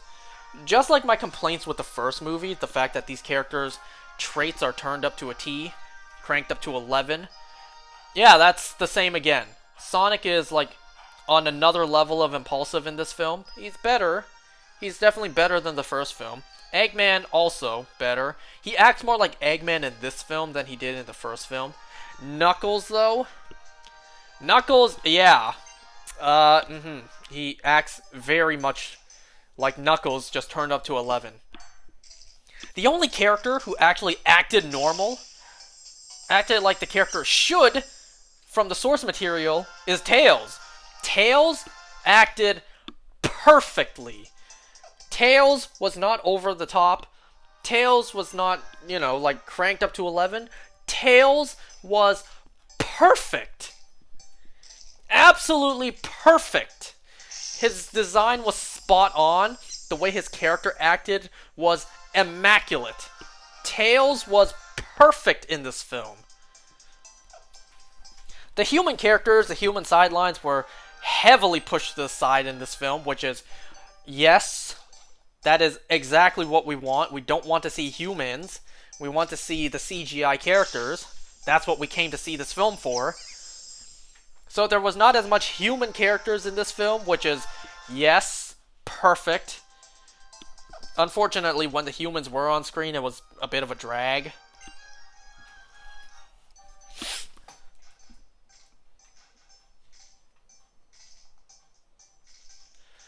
So, the human characters, Rachel was getting married, and then blah blah blah. The moment that Tom was playing around with the wedding rings, I knew that he accidentally switched it up. Like, you can just predict that. So, about the Master Emerald. First of all, the Master Emerald is a lot smaller than it should have been. The Master Emerald should have been huge, but whatever, fine. In the film, they had this flashback to explain what the Master Emerald is. And they said that the 7 Chaos Emeralds created the Master Emerald. I'm like, wait a second, what? That doesn't sound right to me. Unless there's some bit of Sonic lore that I don't know. Maybe that is the lore and I'm just not informed. I don't think that's how it is. I don't think the 7 Chaos Emeralds make the Master Emerald. Like, shouldn't the Chaos Emeralds be separate from the Master Emerald? Right? Like, the Master Emerald doesn't need all 7 Chaos Emeralds inside the Master Emerald for it to be formed. Like, the Master Emerald should exist without the 7 Chaos Emeralds inside of it. So, okay, that's another change. At least I think so. Unless I'm wrong and that is Sonic lore. Yeah, And then the way that Eggman got the Chaos Emerald's power, he just absorbed it into his body. Once again, unless I'm wrong, that shouldn't be how the Master Emerald works. You don't absorb it into your body. And then when they got the Master Emerald out of Eggman's body, Knuckles just punches it out of him and he just takes it. He just floats in the air, doesn't do an effort to dodge it, doesn't do an effort to fight back. He just takes it. He just lets Knuckles punch him, and then it just flies out of his back. Whatever. I gotta admit too, like, the giant robot that Eggman built with the Master Emerald, some of that CGI did not look that good. There were moments where it kind of looked like Spy Kids 3D levels of CGI. I'm sorry, it did.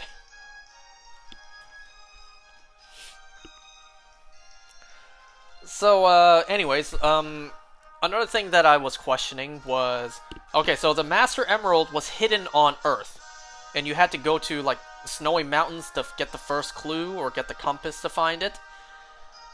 Those temples, those ruins were not that well hidden.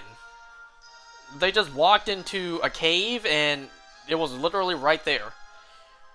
You're telling me no humans have ever walked in there and just reported it? No one's ever documented it? I know it's in a pretty desolate place in a remote mountain, snowy mountain, but still, like, come on. Anyone could have just wandered in there.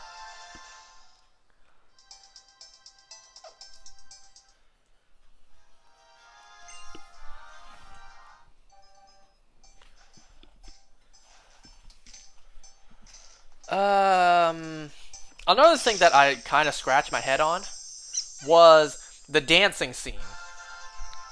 So, Sonic and Tails were absolutely getting bodied when it came to dancing. And then, okay, Sonic able to dance, I can accept. Tails, on the other hand, that's where I scratch my head. Because Tails was not able to dance when that other music was playing, but then the moment Sonic put on Uptown Funk, suddenly Tails was a master choreographer. He knew how to dance immediately. Literally 10 seconds ago, I thought Tails couldn't dance.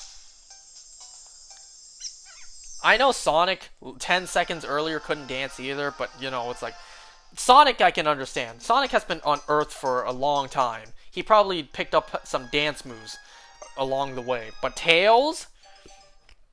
Yeah, that had me questioning, like, wait a second. How can Tails suddenly dance?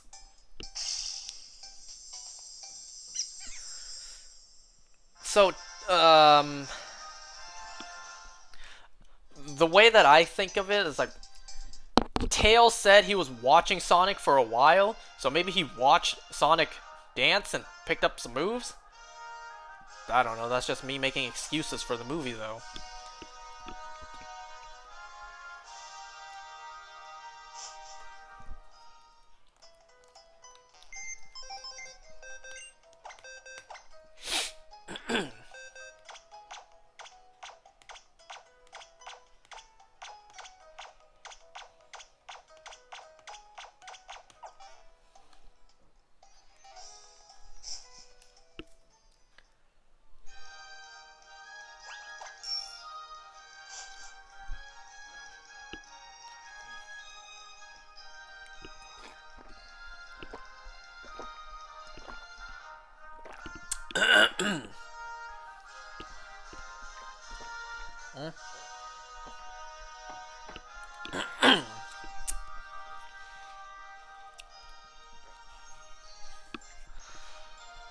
uh, so at the end of the film, where the Master Emerald gets destroyed, the 7 Chaos Emeralds come out of it, and then Sonic turns into Super Sonic, destroying the giant Eggman robot.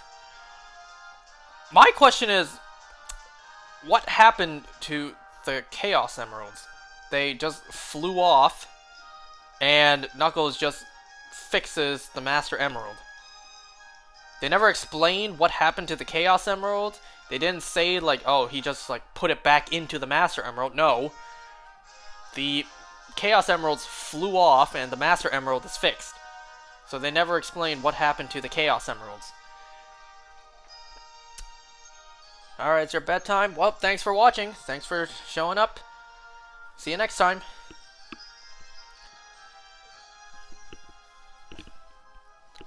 I also missed, this being Eggman. I missed the fact that he just builds so many creations and giant robots like this. Like, that's also one thing that's been missing from Eggman. Him just making giant robots on the fly. That's something that he does. Remember, it's like, I can't decide with my playing cards. Let's let the machine decide. And then he just, like, instantly has the robot.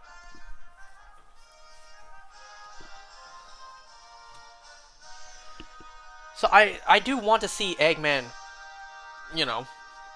create more things than just a couple of drones. Because that's, as far as we've seen, that's the furthest extent we've seen of his creations. Just drones.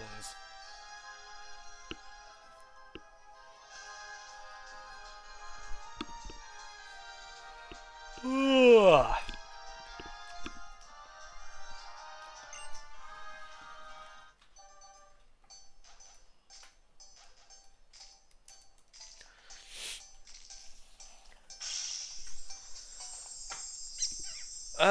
Is there anything else to mention about this film?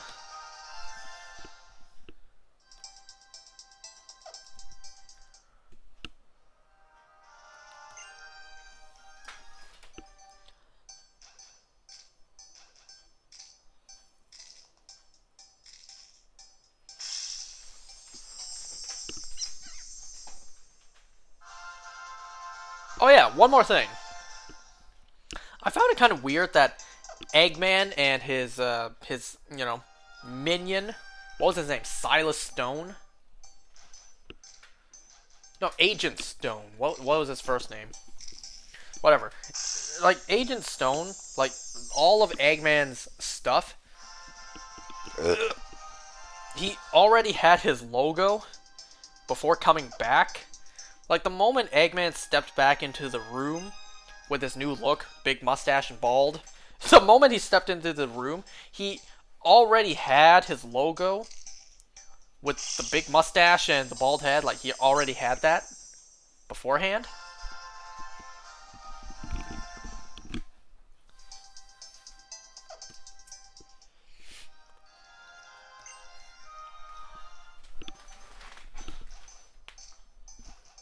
Whoops, I moved the camera there.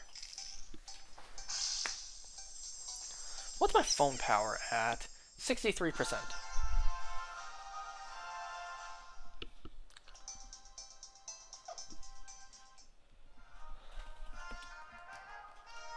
Is that all of them? Yep.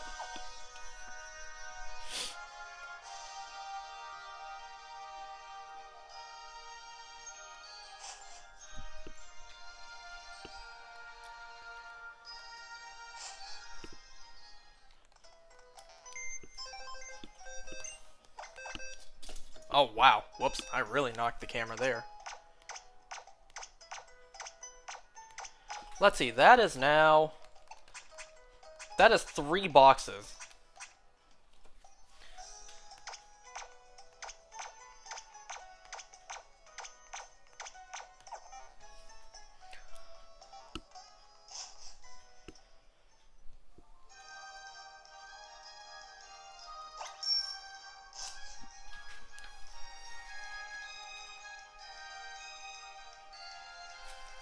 You know, my original plan was to hunt all of these full odds, well, Shiny Charm full odds, in my Ultra Moon game.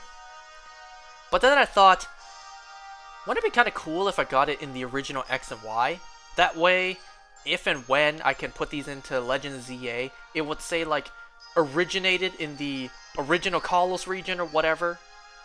Kind of like if you send something from the Game Boy Virtual Console into a newer game, it's like originated in the original Kanto region. So that's why I'm doing this in my X game.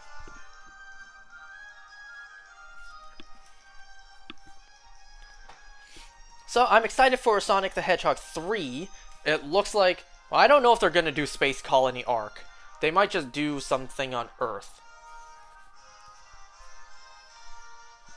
They're definitely doing the Gerald Robotnik story and Maria.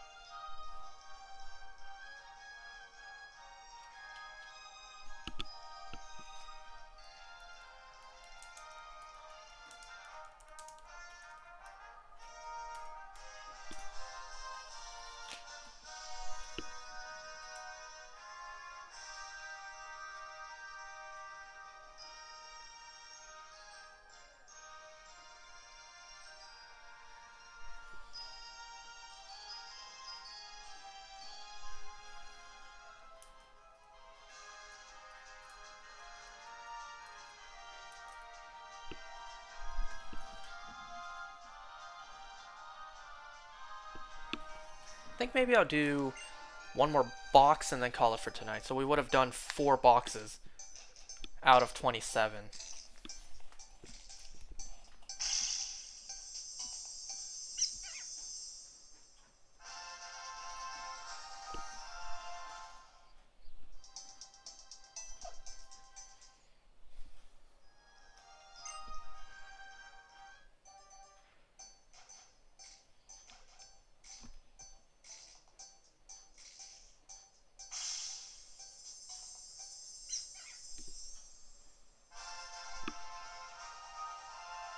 I'm looking at how many times the camera focuses and zooms in slightly. It does that a lot.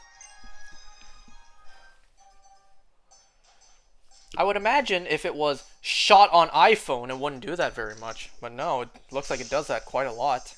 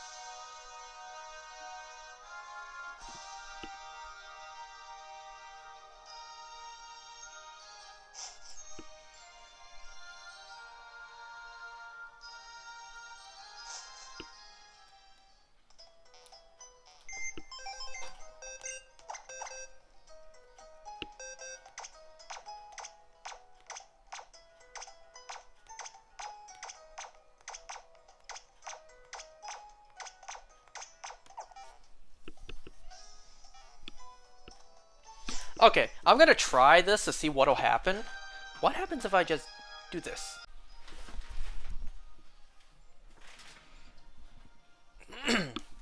Okay, as it turns out, if I do that, it ends stream. Good to know.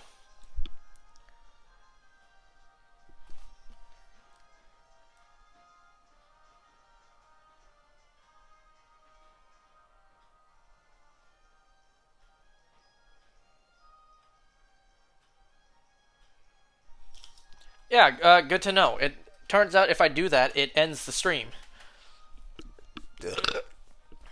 What I did was I just like left the app. I left the Twitch app just to see something. Yeah, that ends the stream. So good to know not to do that.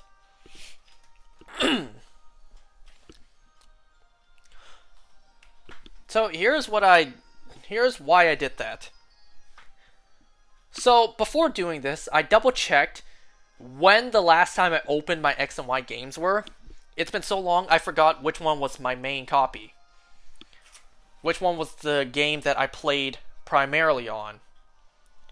It turns out the last time I opened my X game was July 2nd, 2022. And the last time I opened my Y game was June 6th, 2019. So it's been quite a while since I last touched these games.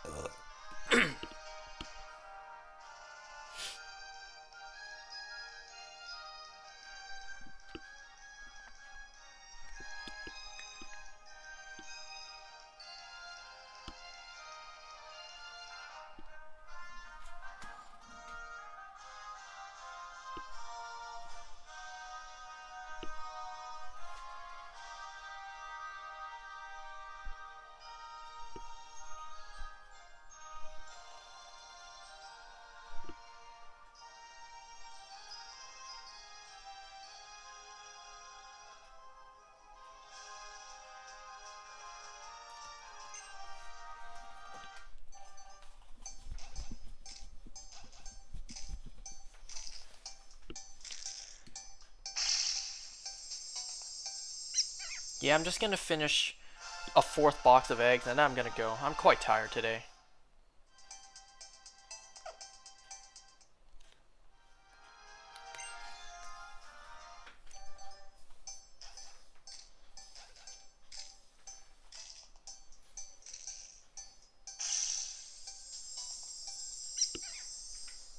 You know, it's a good thing you can't really see my face right now because I have a cold sore on my lip. Yeah, laugh it up. His herpes are flaring up.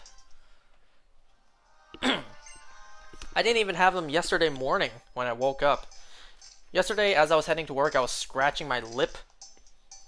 And then, you know, it was all red. And I thought, maybe it's all red just because I was scratching it. But then it kept on staying red, and then I realized, oh, I know what's happening there. A cold sore is about to form there, and now I have one today.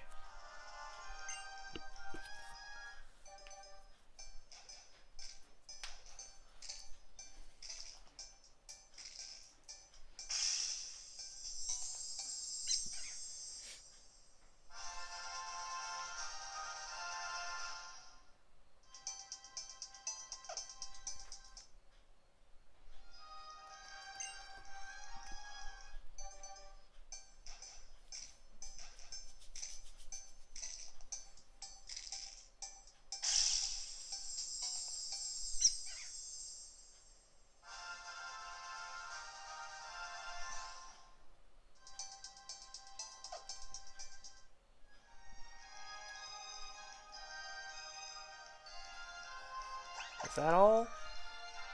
Yes.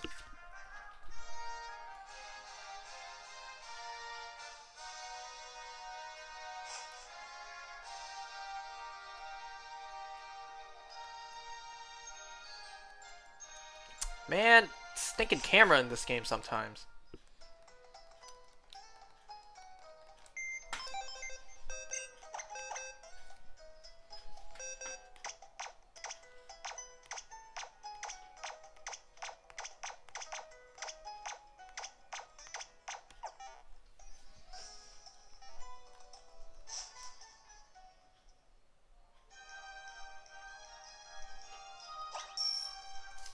Yeah, I see the footage kind of breaks up here and there. Well, I suppose it's a good thing I'm not an IRL streamer, because the footage would look terrible.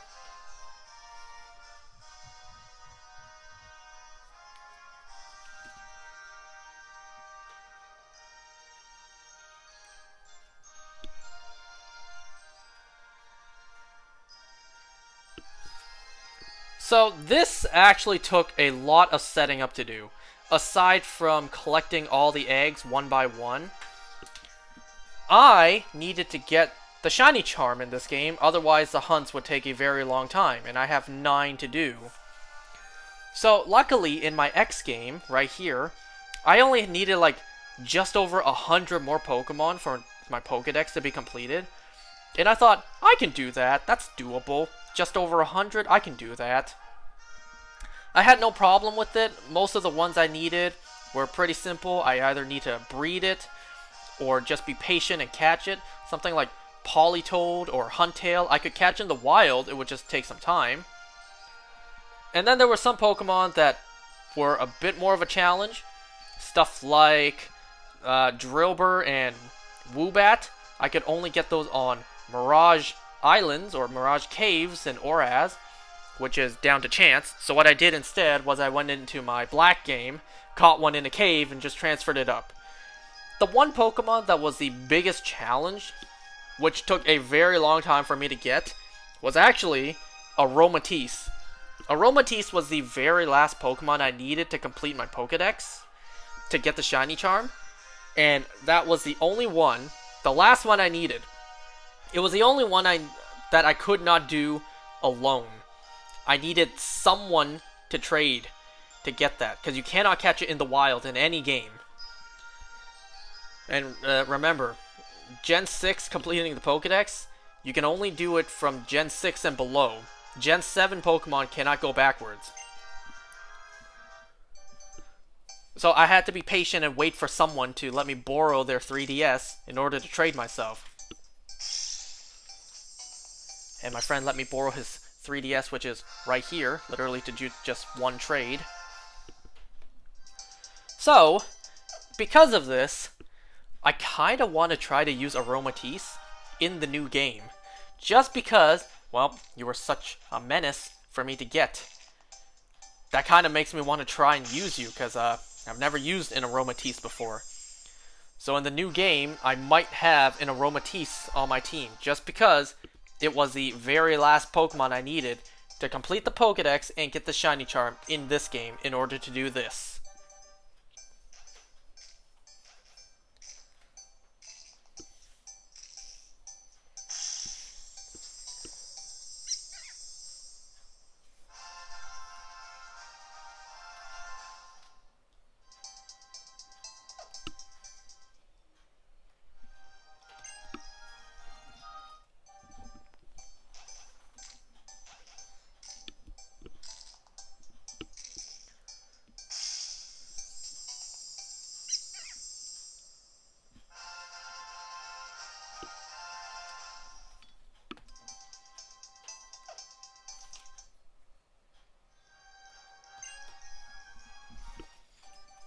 Whoops.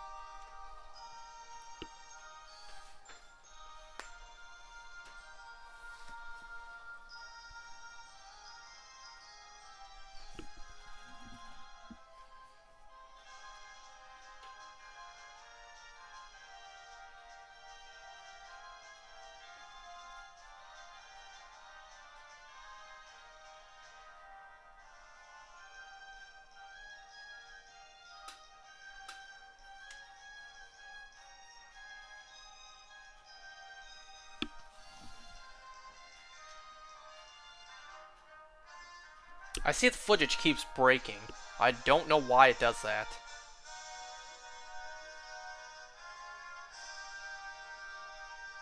I mean, it should be smooth. I have a internet connection. Matter of fact, I'm right next to the internet box. I mean, it's not crazy footage to show. Matter of fact, the only thing that actually changes on screen is, like, you know, this one little section right here.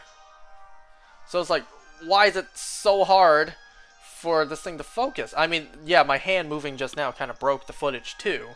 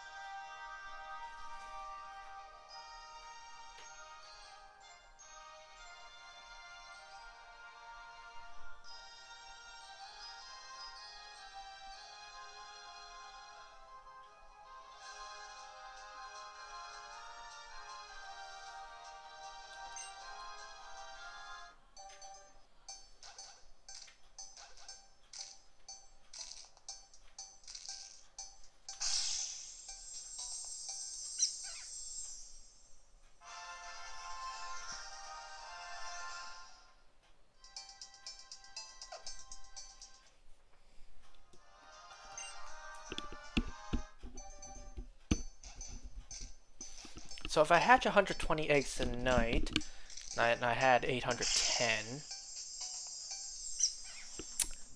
I need my calculator for this.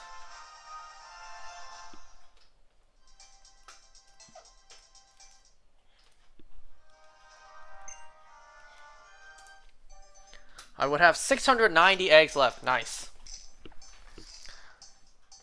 You know, I was talking with my cousin today because he showed up randomly at work. My cousin, he's like 13. And he was asking me, is high school tough? It's like, looking back, it wasn't that hard. It wasn't that bad. Wait till you get to college. And he was asking me, like, was calculus hard? I was like, what is that again? Was algebra bad? What was that again? You asked me how to do high school level math, I would fail that instantly. Hell, I'm the guy who passed high school math on a technicality.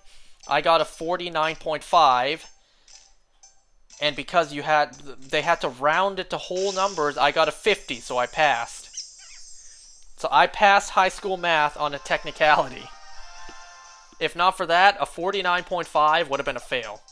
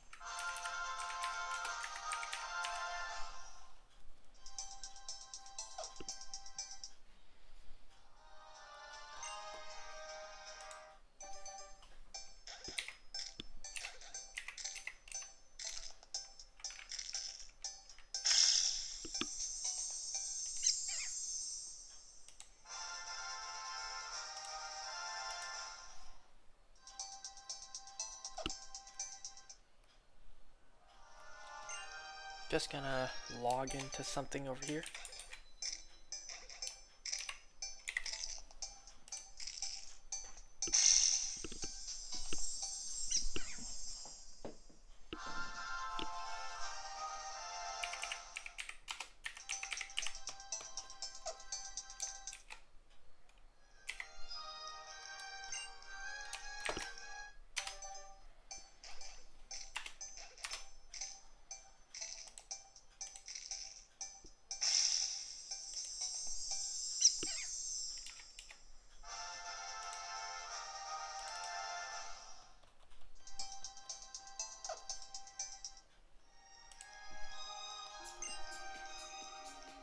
What the hell? I'm going to turn off my speaker just in case that happens again.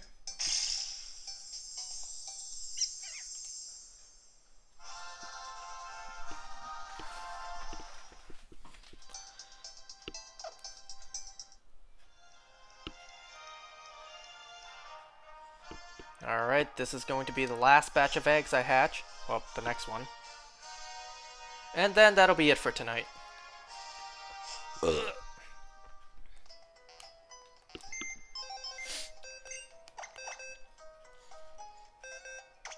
Damn, I didn't expect sitting here pressing basically one button for a couple hours would be so exhausting. I am tired. Then again, I guess I did have a long day at work.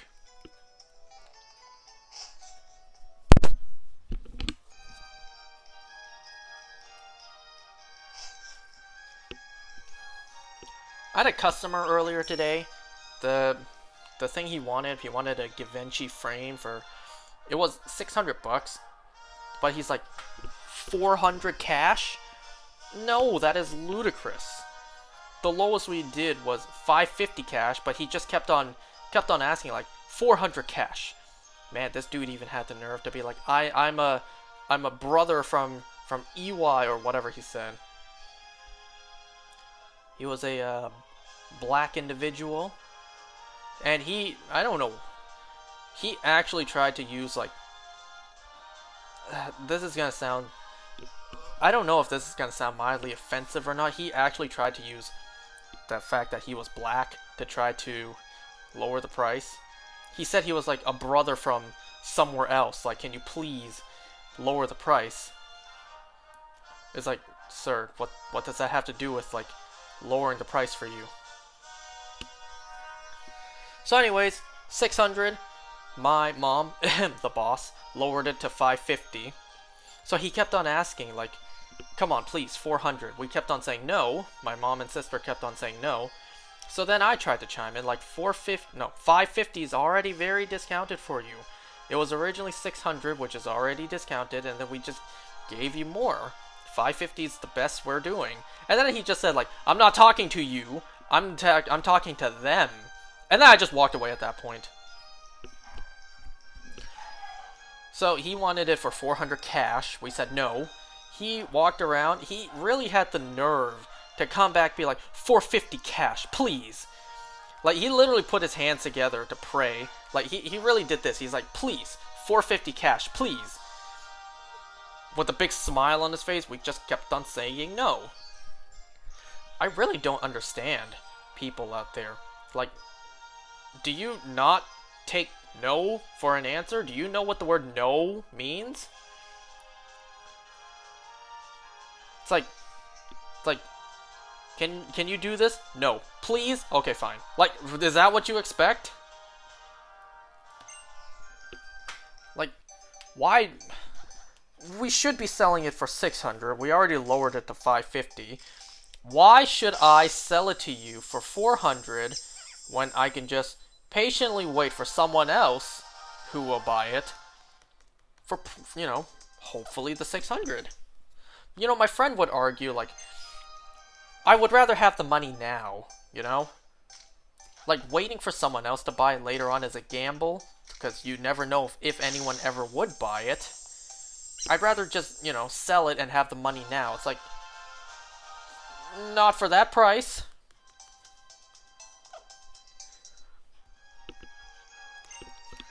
Oh, I'm trying to get rid of this house for, like, you know, 100,000. I'm trying to get rid of this house. Now, I know 100,000 is extremely cheap for a house. I think. I don't know. It's like I'm trying to sell this house for 100 grand. Oh, dude wants it for 60 grand? Oh man, I'm trying to get rid of this house. I'd rather have the money now and just be done with the house. Fine, I'll take it. Suddenly, it's not the same anymore, is it?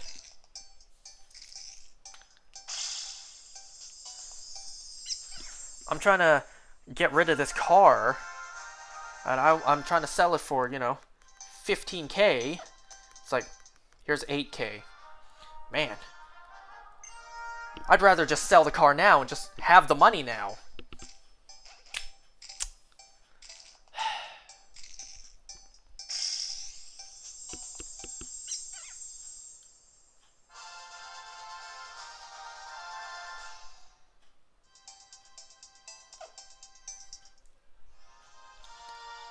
And that was the last of them for tonight.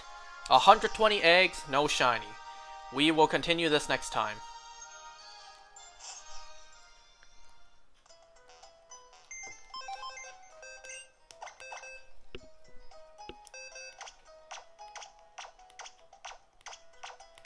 Alright, that's it for today. Hope you guys enjoyed. I'm trying something different, something new.